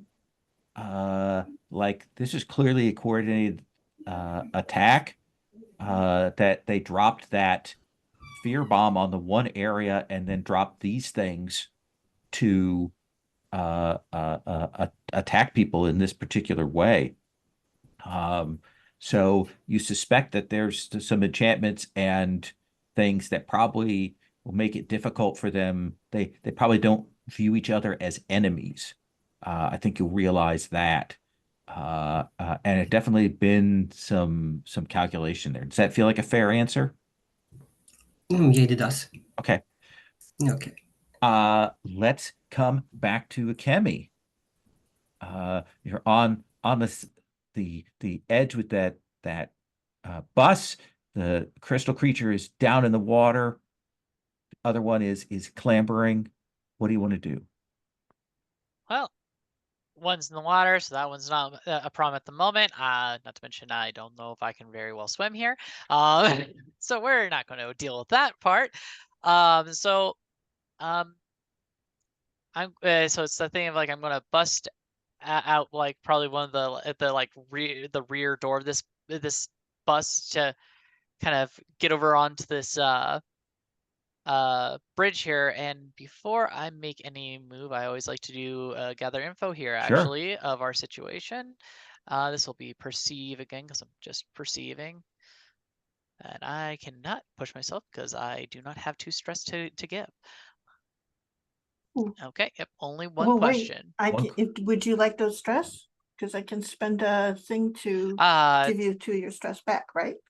Yeah, but I feel like that we're going to need those links for something else. Okay. So I think Fair enough. Okay. feel like we can, especially for my gather info. It's just I just Yeah. need a question. One question will So be what is fine. your question? Let's see here. So from this, who here is most is vulnerable? I think the person who is most vulnerable and most in danger right now is, beside yourself, of course, is probably 37. 37 is right up with this thing, has managed to dance away, but they are at a disadvantage in that this bridge is going down. And this thing is coming after them. Okay. All right. With that, I think what Akemi's going to do here is what Akemi does best here, which is well, it's currently after 37 here, so I'm going to take I'm going to kind of rush over to this thing, and I'm going to, in my own best way possible of trying to get this thing to get off of 37 and maybe distracted towards me kind of thing. Kind of run along Yes. the embankment, run down that falling bridge to get closer to this thing and draw its attention. Yes, I'm going to try and draw its attention away from 37. Okay. So I think this is risky, low effect. Yeah. So what do you want to roll that with as we see you make that dash to draw its ire? Let's see here. Well, I'm just Defy once again just feels the most accurate to this current moment. Absolutely. Yeah. And I will, based on the roll, I will see if I even describe what I even do. We'll see here. Ha! Nice. Okay. So I think that you will rush slide down towards that. And I think there are 2 things that are going to occur. One is that this thing, its head does swivel when you come near, and it is going to hit you for, let's say, a level 1 harm. But the other consequence here is that it is going to fling you off into the river. Okay. Bad yeah. rushing fast river. All right. And So yeah. I will take the thing for the you getting hit. So essentially I will resist that. If that makes any sense.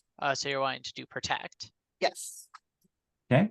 So Do you have a bonus for that? I can't remember. That's a good question. I have don't think so. I don't think you have No. any bonus for that. So I think that's Sun to resist. Okay. So that's one die. Yep. And okay. So I love this roller, but a 1d6 roll would be really great. So a 3, so I take 3 stress. 3 stress. Yes. And Essentially that looks like, I think, a last minute like smack from like an invisible smack of the air of Senna like hitting its snout right at that last second, Okay. if that makes any sense, making it flinch back. so not going to take the harm, but you are going to get knocked into that river unless you want to resist that. Oh no, we're going in the water. I knew I was going to Whoosh. go there eventually. You are thrown into ice cold, muddy river. You feel your clothes immediately get all of that grit from, if you've ever fallen in a river, it is horrible. It immediately grabs and washes you, and you're down there like by the lower fins of this thing, trying desperately to cling on. 37. You're there, you've pulled away. You look at this thing was kind of coming at you. You see a Kemi come running up and then go flying into the river.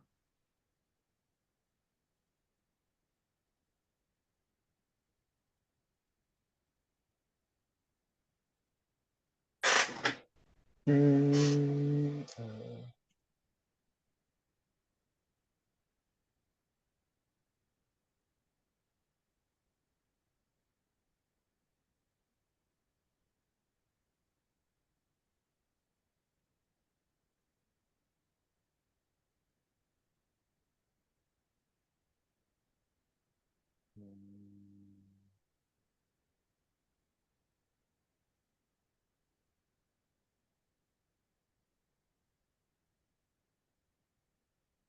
yeah, Oh. let me. One quick thing. Sure. Did you apply my worth saving extra dice, Sarah? Because you should have gotten an extra dice because you decided to try and protect me. Okay, cool, right. cool. I will roll that. I have 1d6 up here, so maybe it'll be awesomer. No, it was Nope, not. did not change anything. Okay, just All right, one. fair enough. Sorry there. 37? Yeah, so are there still civilians on the bridge, or are they finally gone? I think you managed to get the civilians off of the bridge. They're at the top they're on the street. But they're not in like immediately going to slide down into the water harm.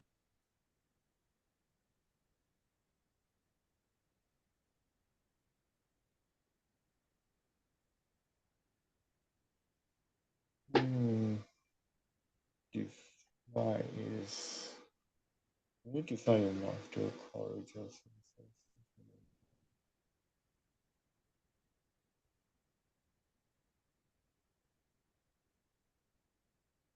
I think I'm going to.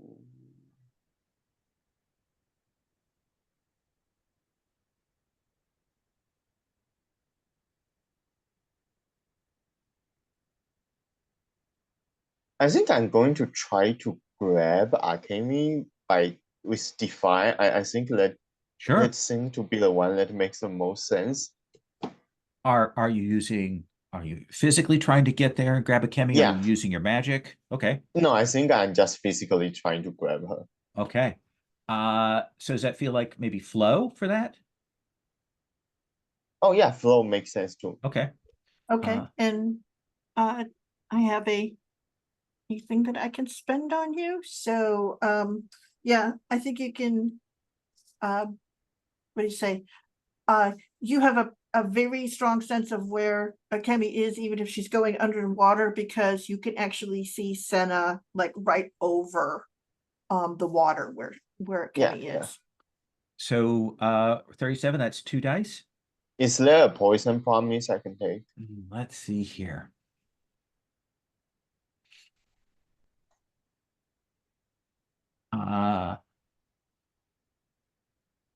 Well, Well, I was going to put a tick, and I am going to put a tick on the clock, but I'll put another tick on the clock for Poison Promise. So two rather than the one I'm about to do. How much? What is the clock at this time? Oh, it's only Let's at see. 3, so it'll be at 5 out of 8 then. Yeah, sure. Okay. So then I Absolutely. have three Yeah, you're dice. losing money not doing that. Yeah. So 5 out of 8. So that's 3 dice. Yeah, I got 3. So let's.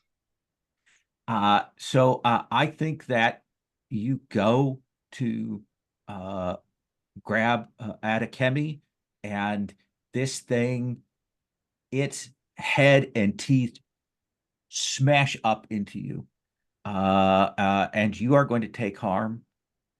I would like to do protect in the sense of I see them coming for me, and I'm actually going to be the one that kind of like yeets myself into the way of it, Okay. noticing that it's and all. So yeah, so you're going to take the harm, and then we'll see what who if someone wants to handle the other consequence. So what do you want to that feels like Sun to resist the Oh yeah, physical? Okay. definitely, yeah. Oh, good. Okay, one whole die. Bam. Oh, look at you with the resist there. But 37, Kemi kind of gets in the way of the hit, but you are going to lose your grip and go in the water. That's the other consequence, unless you like to resist that.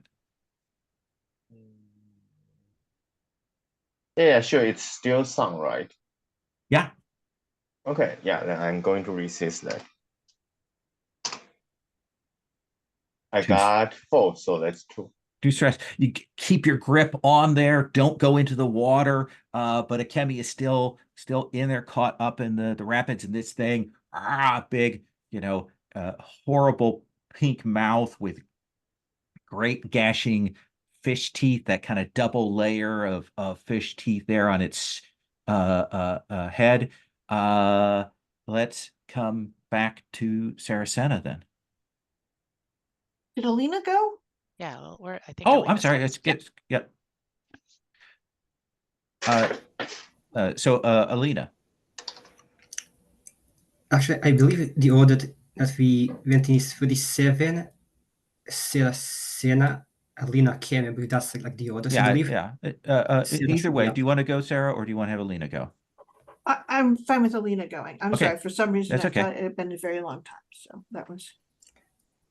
I do have a question. Yeah. Is the gathered info action like a free action? Yeah, or does it absolutely. take- Yeah, it's a kind of a supplemental thing that you can do alongside. I asked this because I noticed on my last turn I did a gathered info, but I didn't actually get to do an action besides that. Oh, I'm sorry. I should have done that. So I'll give you increased effect on this action. Yeah, okay. So let me get my bearings. So Saracen is somewhere on this scene. 37 is near the creature, not in the water. Yeah, But hanging on the bridge, the snout of the fish beast is close by them. okay. And Akem is in the water still? Yes. Okay. And in the water, there's also the creature as well. Okay. It's trying to right itself and get up. Okay. This is a headache what to do. Let's see, I know that I could.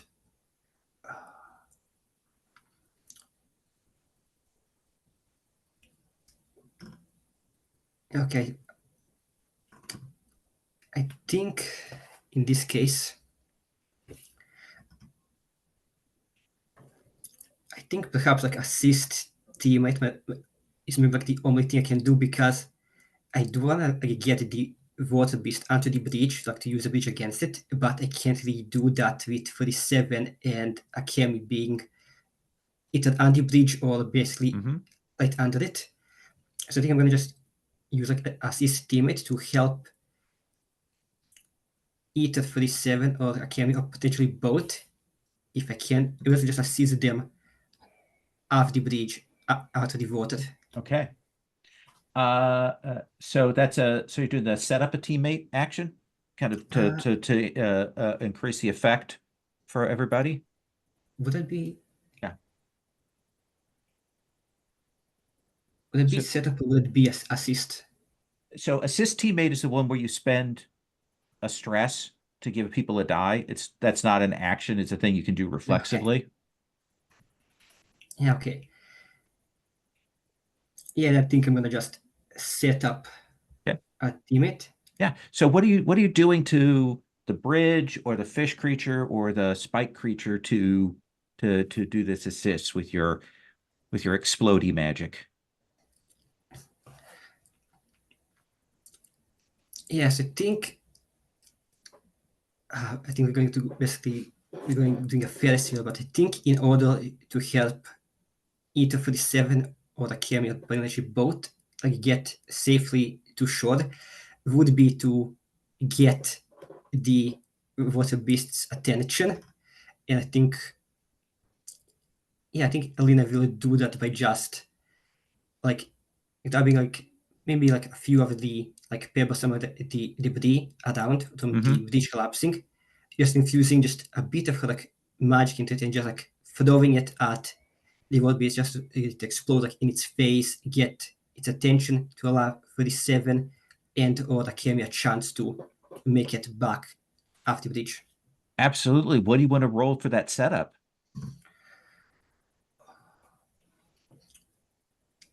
I feel like it should be like Defy makes the most sense because Okay. I don't think I don't have anything else that could potentially help this. I'll give you that greater effect I was going to give you for missing your last action. I'll give you a bonus die instead. How does that sound? Yeah, okay, that sounds Uh, good. So if I give them a link then to They'll do have that, 2 dice. they'll have 2 dice. So maybe I will do that. That will Okay. give every So, downstream, that could be good. Alina, let's have you roll 2 dice. 2 dice, let's see. 3. So that is a 3. So I think you will fling that out there, toss that out, but you have to get up by the edge of the river to do that. And I think you will draw its attention. But suddenly there is a roar, and that spike-covered beast will thrust its head up and will deliver unto you a level 2 harm as it runs you through with the crystal spike. So you have successfully set up your teammates, but you're getting impaled by that spike. I feel like I should probably resist that if possible. Yeah, that's Sun to resist. Let's well, if I don't resist, I'm getting impaled. Got nothing to lose, so that would be True. just 1 die. Yep. Yeah, okay. And let us see. Another 3.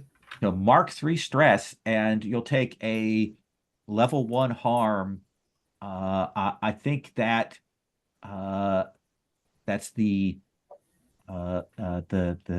slash that this thing puts into you. It doesn't quite hit you with the full force of that, but it does cut you with the lightning crystals. Saracena, you see Alina flinging explosive depth charge debris over kind of this thing roars back. Akemi's still in the water. 37 is positioned there. The bridge is starting to give way further. And this lightning creature has struck Alina. What do you want to do? We got to get a Chemi out, or everyone's going to keep on hanging out there at that bridge. Yeah. So You have improved position if you wish to do that. okay, I will take that improved position. Let's see here. This is her running down there to, I think, help. And in this thing, I think Are you she's running going down to, the embankment? Are you running down the bridge to where 37 is at? I'm running to where Akemi is. So wherever I have to run. Kemi's in the middle of the water. Oh, Yeah. okay, but is she near the? So she's not near. Probably near closer the to where the bridge is, given that they fell off there. Okay, so that's. I imagine that they have not been pulled downstream because they're grabbing onto the fin of this big thing. Okay, yes, of course, that's what's happening. So, of course. And I don't know if this would affect Sarasena's like actions whatsoever, because I know that after 37's actions, Akemi would just pretty much yell, it's like, do not worry about me, just take care of the creature, and that everything else will solve itself. Because I don't know if that would change anything. That interjected with glub glub. Yeah, Yeah, exactly. Pretty much.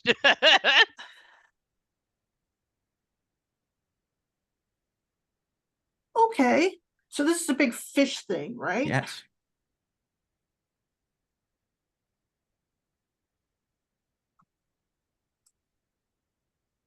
Okay, so I'm going to use my magic, Senna and I. And it's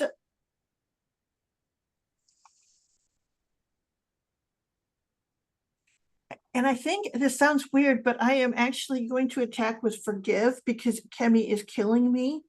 But I'm going to do what she says is going to do this because that's what she said. Okay. And essentially, Senna and I are going to, because this thing is snapping its mouth, I think that we're just going to force a ton of air into it and just like blast air into it, if that makes any sense, to see if we can pop this baby. Okay. You are still transcended. So you'll mark another transcendence action. Yes. You have, this is risky, but great effect to cause harm to this thing. Okay. To the very least, stun it. So 2 dice for forgive. Okay. And I will spend one of my links with the Kemi to give another dice. Okay. Give me a better chance of doing what they have requested.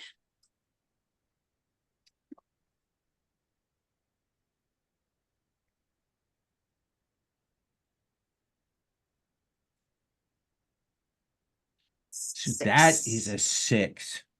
So I think we visibly see like the air shimmer, and we see maybe a little more manifestation of Senna of the duplicate, and pushes into this thing, and this thing has been snapping, and suddenly it kind of roars back as it takes in too much oxygen, and if its eyes could roll up into its head, it would, and I think that is like it flops back and starts drifting down river, carried by the current, as it is stunned by this, that kind of absolute knockout to it. It's not dead, but it is off from here and off from being a threat.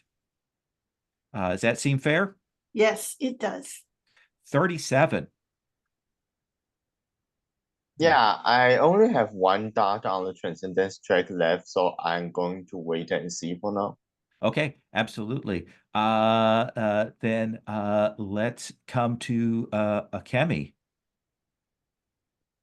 All right. Well, how this situation changed with me with this thing now being stunned that I was holding on to here. Yes. Because I feel like that does affect how I will be doing things. Yeah. I think you are holding on as it lets go, and as this big, huge, monstrous thing flops into the water and begins to be pulled by the current. You could try and get to the bridge before that happens. You could try to swim to the shore. What do you want to do? You know, desperate times also come for perceiving things here again. I'm going to do Sure. a gather info again. Sure. Ah, man, I love this dice. Okay, one question. I can live with one question, I guess. Absolutely. It's- Better have gotten that one out of the way. So Let's see here. What is most dangerous here in the grander whole of everything right now? most dangerous thing is that you can see the crackle of the lightning on that crystal thing that hit Alina. It is not up, like the people aren't in danger, but it is kind of powering up. And it is very close by the metal bridge that is in the water. Okay. That is then trying to think here what I can do from here to maybe help out while I'm trying to get myself going. So trying to visualize here. So there's water, there's a bridge. Where in retrospect is this monster? So we've got the bridge here, the river kind of comes down, bridge is kind of in the water. You're like down here in the river. It's over here on the embankment, kind of close by. So you could try and swim towards where it's at or down from it. Okay. Can you use scuttle? I don't know if Scuttle's here right now. That's the very question. That's up to you. You know what? I feel like this is a good time for Scuttle, actually. I Okay. feel like I feel like it's that thing of like I have probably like a little thing that I can kind of send like a little like almost kind of message in a way to Scuttle. Okay. And what I'm actually going to try and do is I'm not really concerned about getting out at the moment. I'm concerned about my exit is going to be electrocuted. The water here might be electrocuted. Either way, I'm not in a good spot. So I'm trying to get pretty much have Scuttle kind of basically go in and try and like ram or do some kind of damage to this thing to stop it from charging up. Absolutely. Maybe trying to get on its face like a big irritant on it. Yeah, something to that effect. Okay. What do you want to roll that with as you're being dragged downriver?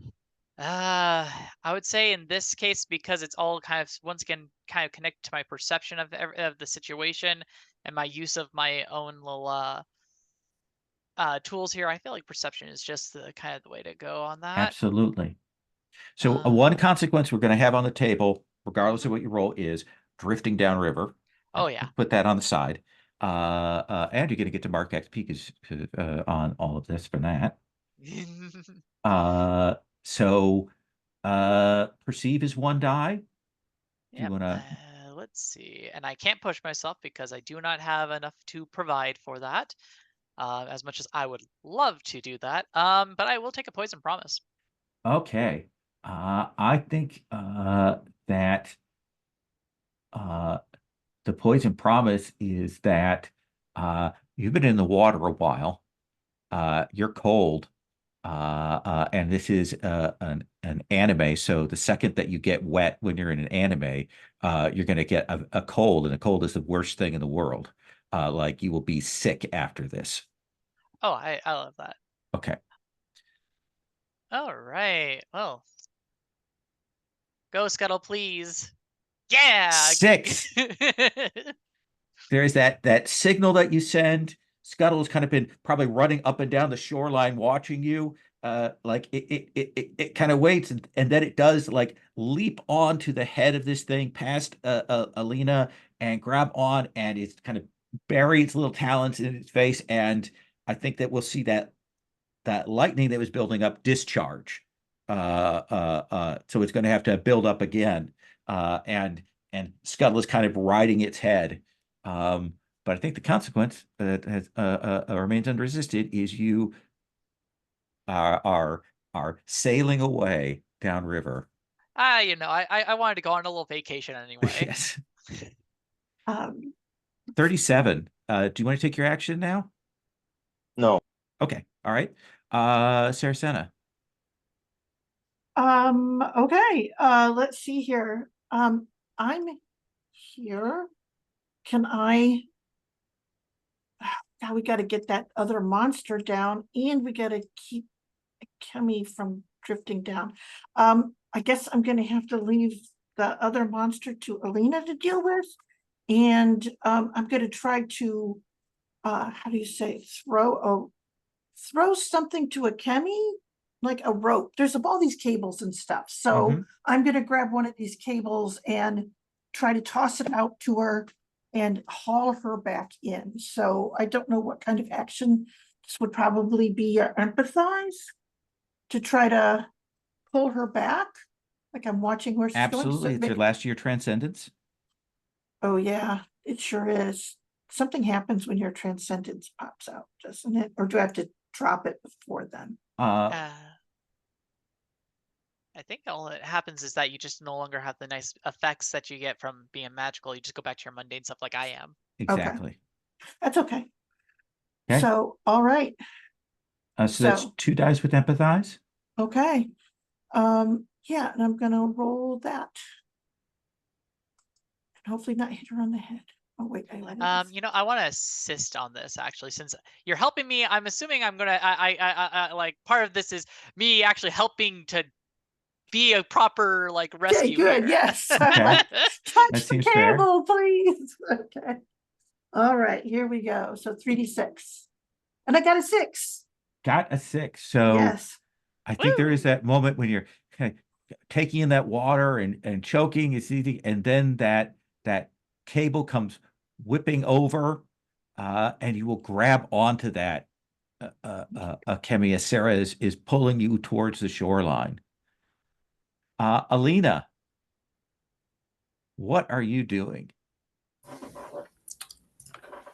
Okay. I think I'm gonna gather info first, just because. Sure. I'm in a very rough predicament. So, so basically, I think I'm gonna gather info in the sense of Alina's here. We see the creature with scat on top of it, and I think I'm just trying to figure out how best to deal with this creature now. Analyze. Yeah, to be analyzed. So that's 2 dice, correct? Yeah. That's 2 dice. And the 3. So what is your question? Okay.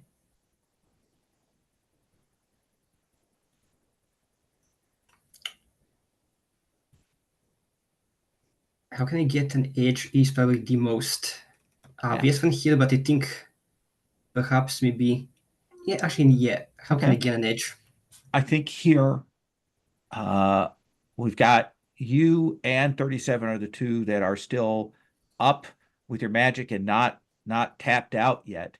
And Scuttle is on this thing's face. And I do think that you've knocked it onto the shoreline, and I think it is back and reared a bit. And I think you will see that while it has a kind of crystalline armor and such, it does have a soft, delicious underbelly that is a little bit exposed. So if you could do some kind of magic, some kind of working, at the very least, you could stun it if you could hit that area. Does that seem fair?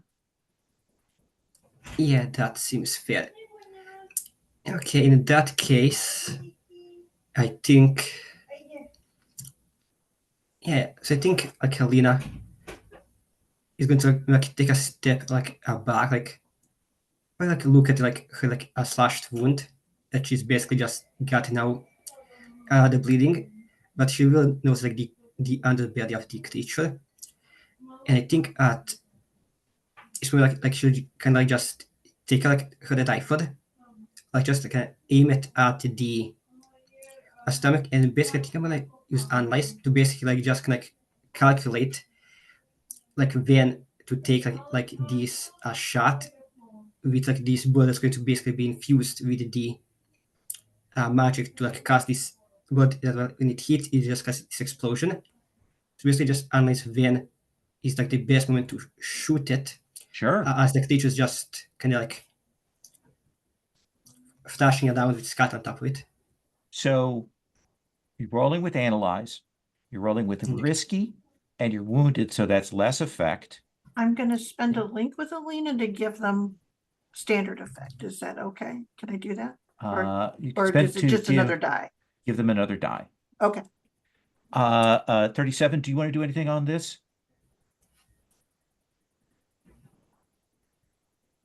Yeah, but assist can only give them another die, right? Yeah.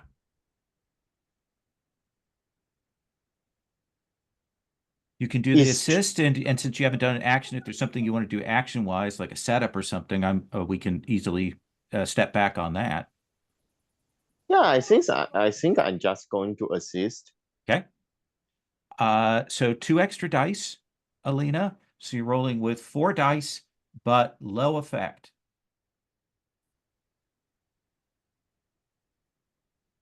Okay, and a question: can I push myself or like take a poison promise? Like, would that just give me extra dice, or would that perhaps increase the impact? I believe that you can push yourself to increase the effect.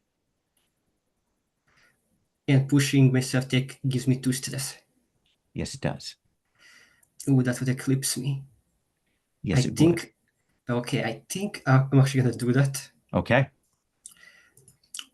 So I think. We'll roll for to see what the effect is of the eclipse here in a moment. To see if it goes off.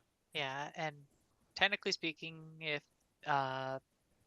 we do have the option that they can use that Sarah can use the link if they wanted to kind of the Push- last of our links to remove stress or to prevent something or whatever have you. Well, let's resolve the attack, and then we'll see how we deal with the stress / eclipse. So, with the assistance of 37, you aiming that gun down. Let's have you roll Okay, 4 so dice. for the dice. And Oh it, my Critical. God! Boom!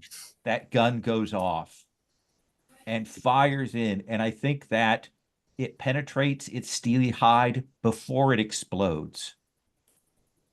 And then there's a whoop, and this thing's eyes will get wide.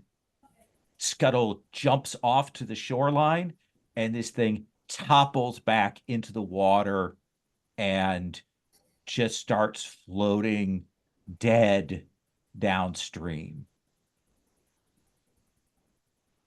Now, does anyone want to spend anything before Alina rolls for Eclipse?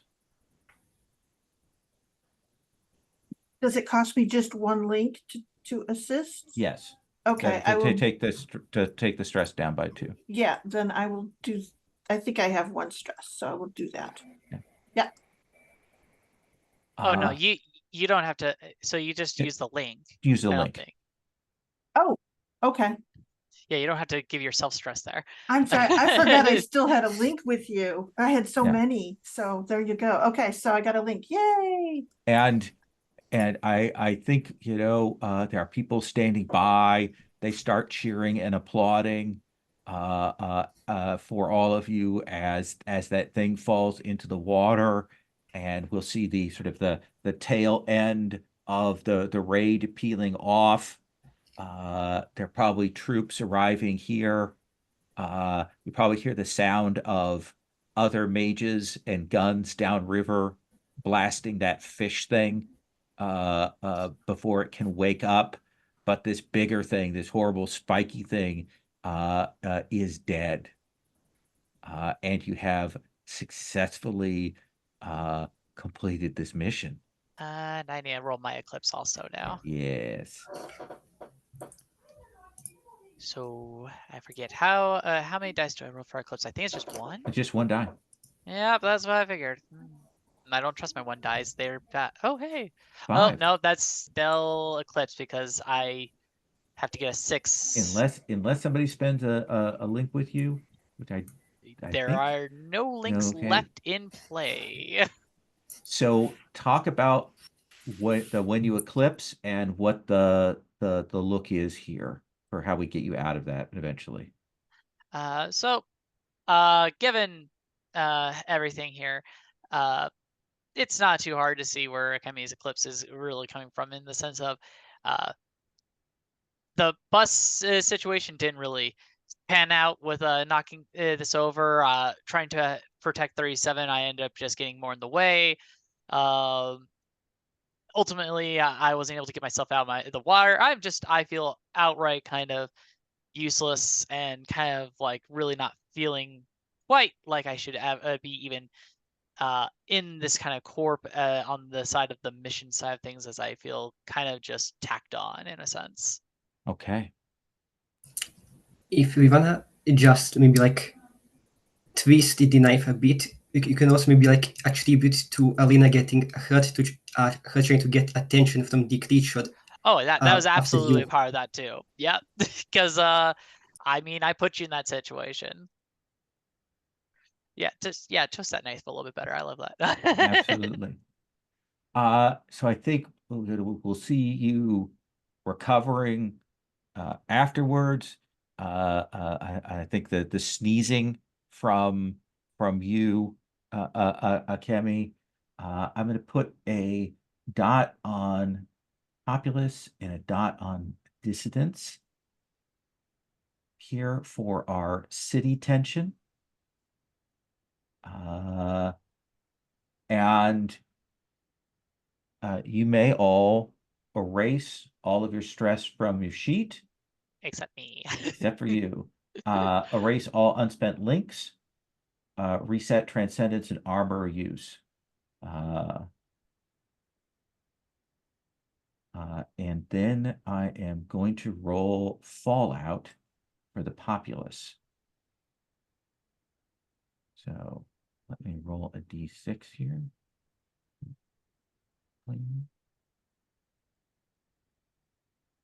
Oh, actually, it's 2d6 because of your preparations.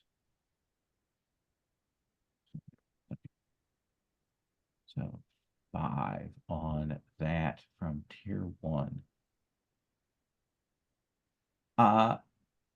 So all of you will get back to your areas, get back to the base, and I think you will hear in the sort of immediate aftermath that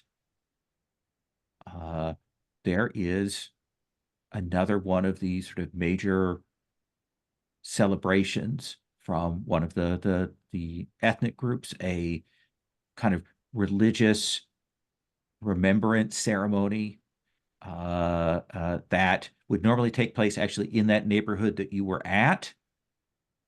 But because of the bridge and because of what has happened, it could go on, but the authorities come in and shut it down and prevent people from gathering, and do it with a heavy hand.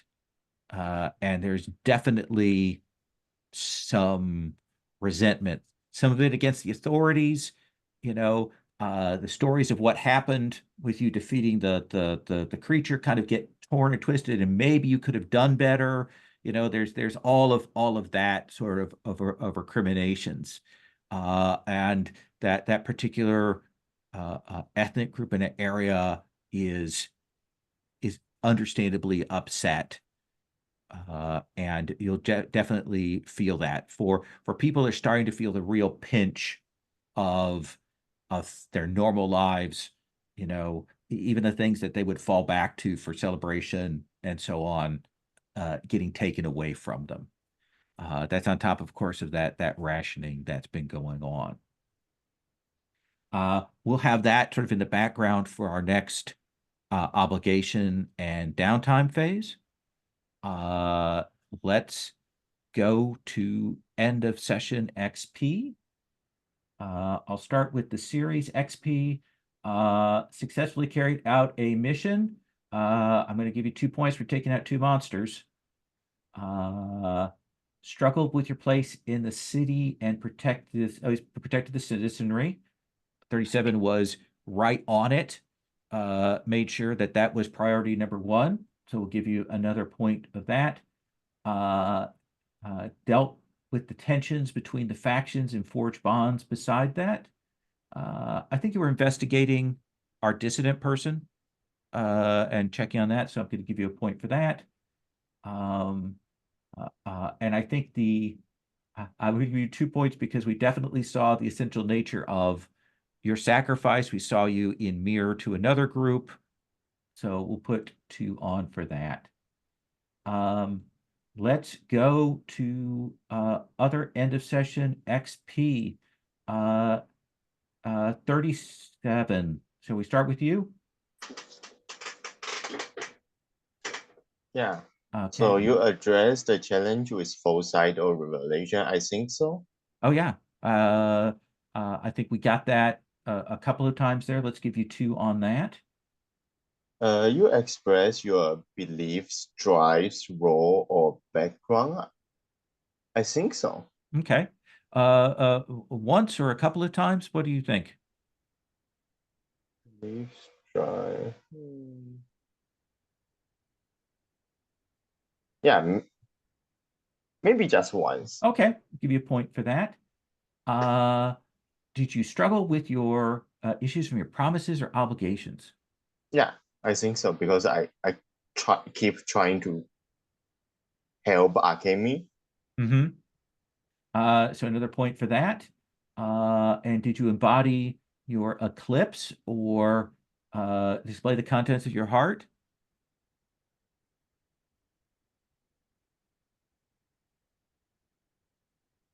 I guess not. Actually, I think your eclipse, like you, rather than working with the group, you went straight in direct action to get up there ahead of people, and like you were kind of doing that, on your own, take charge. So I think that's worth it, given that that's what your eclipse looks like. Does that feel okay? Yeah. Okay. Yeah, I'll give you a point for that. Let's come to our unlikely hero. All right.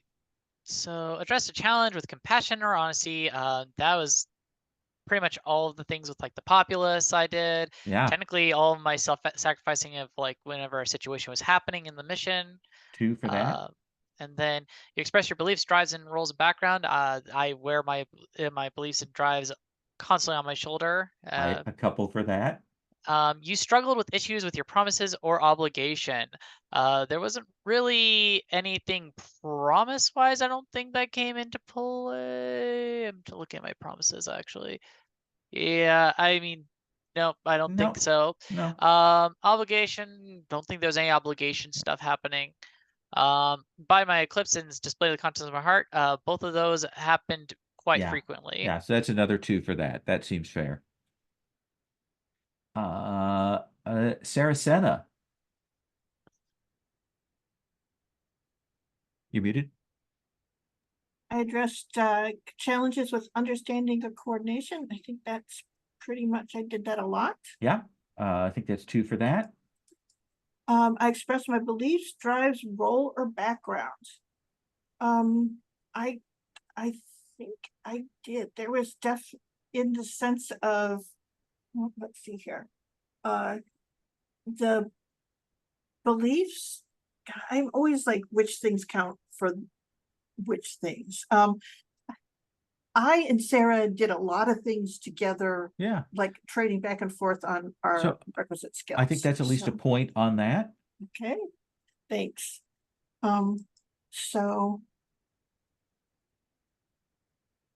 Okay. Promises or obligation? Promises or obligations. So yeah, Alina and I did a ton to keep the others safe where we could. And let's see here. And I did kind of touch on the thing of like being like very solicitous of 37 because I promise to do what they say, but I'm like uncertain about that. So let's give you 2 for that. Okay.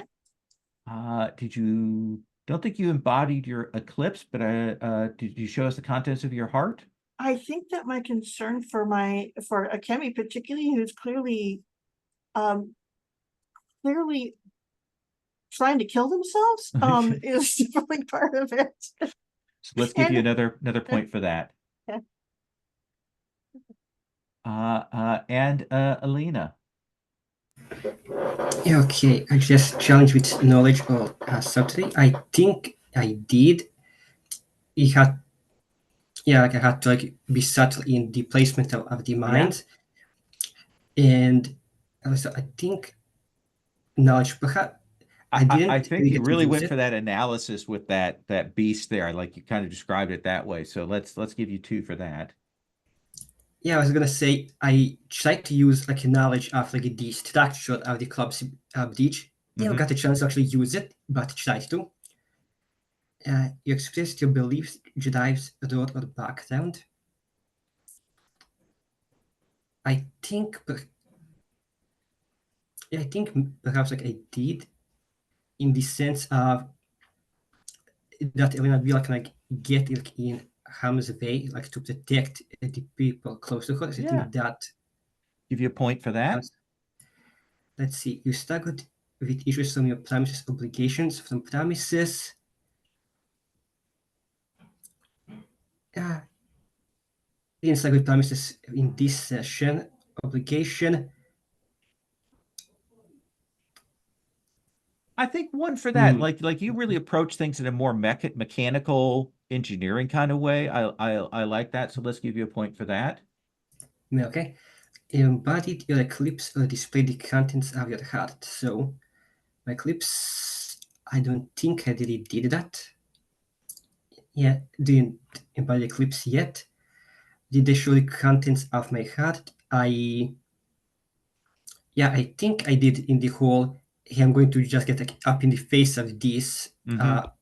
as like giant mass just to get its attention away from Yeah, all of you you to really just escape. went out for that. So let's give you another point for that. Okay. A quick stars and wishes. Wishes being things you particularly want to see. Dom, can I start with you? Yeah, okay. Stats interest. So from stats, I again as illustrations stats to everyone for the adopted with their characters in like I really like enjoy like seeing them all in action, especially like in this whole mission where we see 37 like go up a bit on their own because they are the time so they cannot know what happens. They know the supposed best course of action to avoid like the worst outcome, and like seeing this just like go out on their own just like trying to accomplish this. And I'd like hope maybe we see a bit more of the 7 just taking action by themselves without really telling anyone of their plans and seeing how that affects the action and the relationship. You enjoyed seeing like the whole like team play from Sarah Senna and how Sarah and Sarah both had like their own distinct roles to play. Like we also had that a bit in last session in the last mission, Mhm. but it was like here it was like a lot more prominent of seeing okay Sarah's kind of like on this sideline, kind of like just kind of like directing Senna, and Senna's the one going where Sarah and the rest of us maybe couldn't really go easily and using her power to help. So I did enjoy seeing that. And Akemi, every party needs like a little chaos gremlin. And I guess Akemi's out. And as always, thanks to you, Lover, for the how the situation just kind of played out organically, and you kept it moving all pretty well. For my wishes, I don't think I have many wishes. I think Okay. like my only wish that I can have, which I can like noticed with like Global Moonlight, is that out of the like downtime, like role scenes between characters like happening, they make a connection, and there aren't really too many situations where we have like just like the whole group together Okay. doing something. Like last session, we did have like the whole group together where when what's her name again? When Mariana visited. Okay. But I think I'd maybe like in the future, like maybe we get like some like downtime scenes where we have like just like the four main characters just kind of like hanging out, like it doesn't have to give like any mechanical Right, right. advantage. It doesn't have to have any of the like faction NPCs come in and like giving us a mission. Maybe like just like a scene like every session or like 2 sessions with just like alpha characters huddled up together doing something. Yeah. Because I do like how they make make a connection just to characters, but I do feel like I would like just like maybe one scene every now and then with just like all 4 of us, not on a mission, just like hanging out Mhm. and like seeing Yeah. how the ship. In build On up. a Sea of Stars, I did like in between the downtimes, we did team building exercises or training, anything like that. We'll definitely bring that in for whole group action. I did want to mention the sort of bonus for your successful work is I'm going to give you 2 ticks on the thaumatologist for that, since you used a lot of magic in your thing. So we'll finish that out. We'll figure out who they are next time. 37 stars wishes.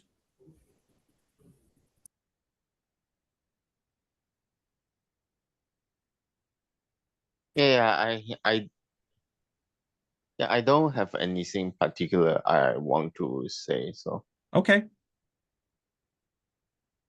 Saracena? Let's see here. One of the things that I really liked with the follower from the last session were the injuries, the treatment of injuries. Is how Alina took something to warm 37's frostbite, and 37 took ice to heal Alina's burns, both of which are not great treatments of those things, but make sense like elementally, like if it's hot, you would want to cool it, those things. And then when Akemi and Sarah went to visit the 2 to finish the healing, they actually did the thing that would heal. It was just like a really interesting character thing of people who like think of the healing as a, how do you say, a sympathetic or like that kind of thing versus the sort of, well, this is how a thing is healed. So there's like procedure versus the sympathetic. So I thought that was really great character stuff. Okay. I loved 37 leaping to the bridge and taking care of the people and just being like that, got that sort of the most important thing handled off right out of it. Great. It made everything easier. It was perfectly done. Alina is our, what do you say, our secret weapon, the quietest secret weapon a person, a group could have. Just always has all of the ways to make the booms, and that was kind of like we really needed those today. It was neat to see. Akemi did a great job of throwing themselves into danger, but effectively and getting things done for the most part, even though they don't think they did. I will be interested to see as you hit eclipse, so to speak, of how we will discern that you're actually in eclipse, because you do already throw yourself into danger all the time.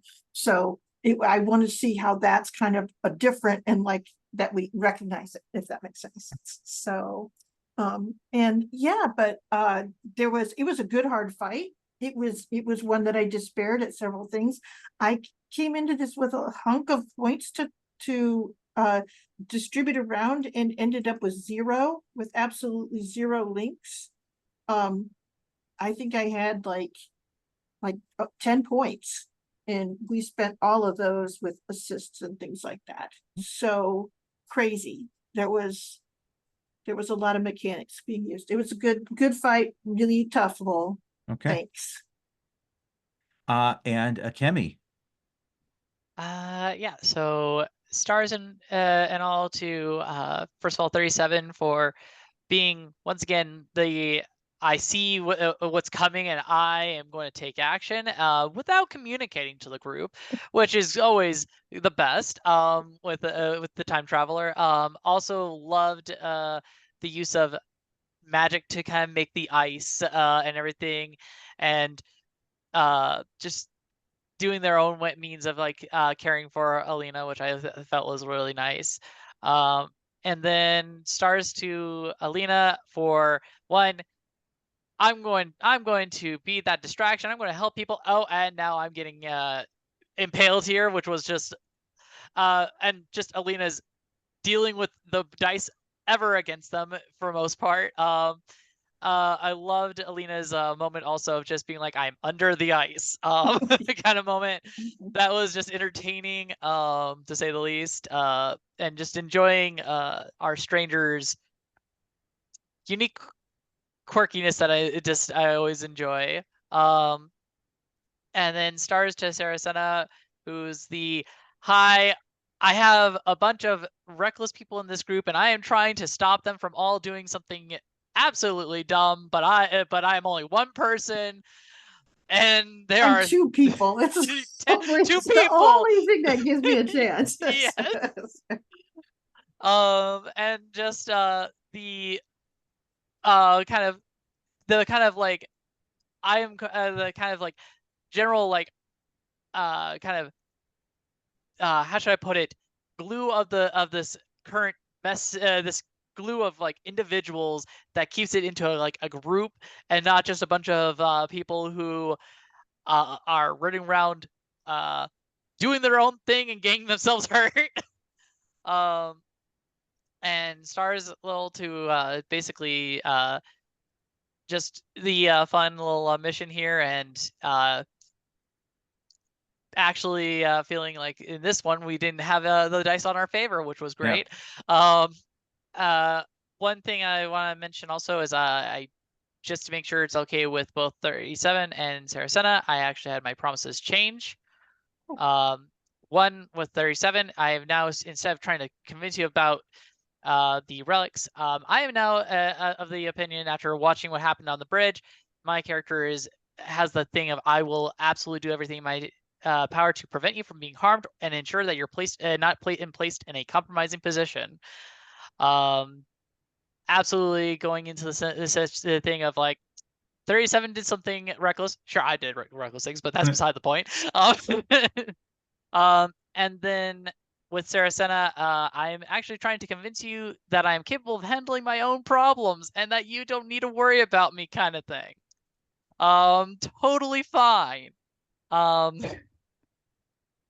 And then wishes, honestly, no real wishes. I've been just enjoying where these characters have so far developed and just kind of see really kind of where things kind of pan out after all that's happened. I feel like we have a lot more things for our characters to discuss amongst each other.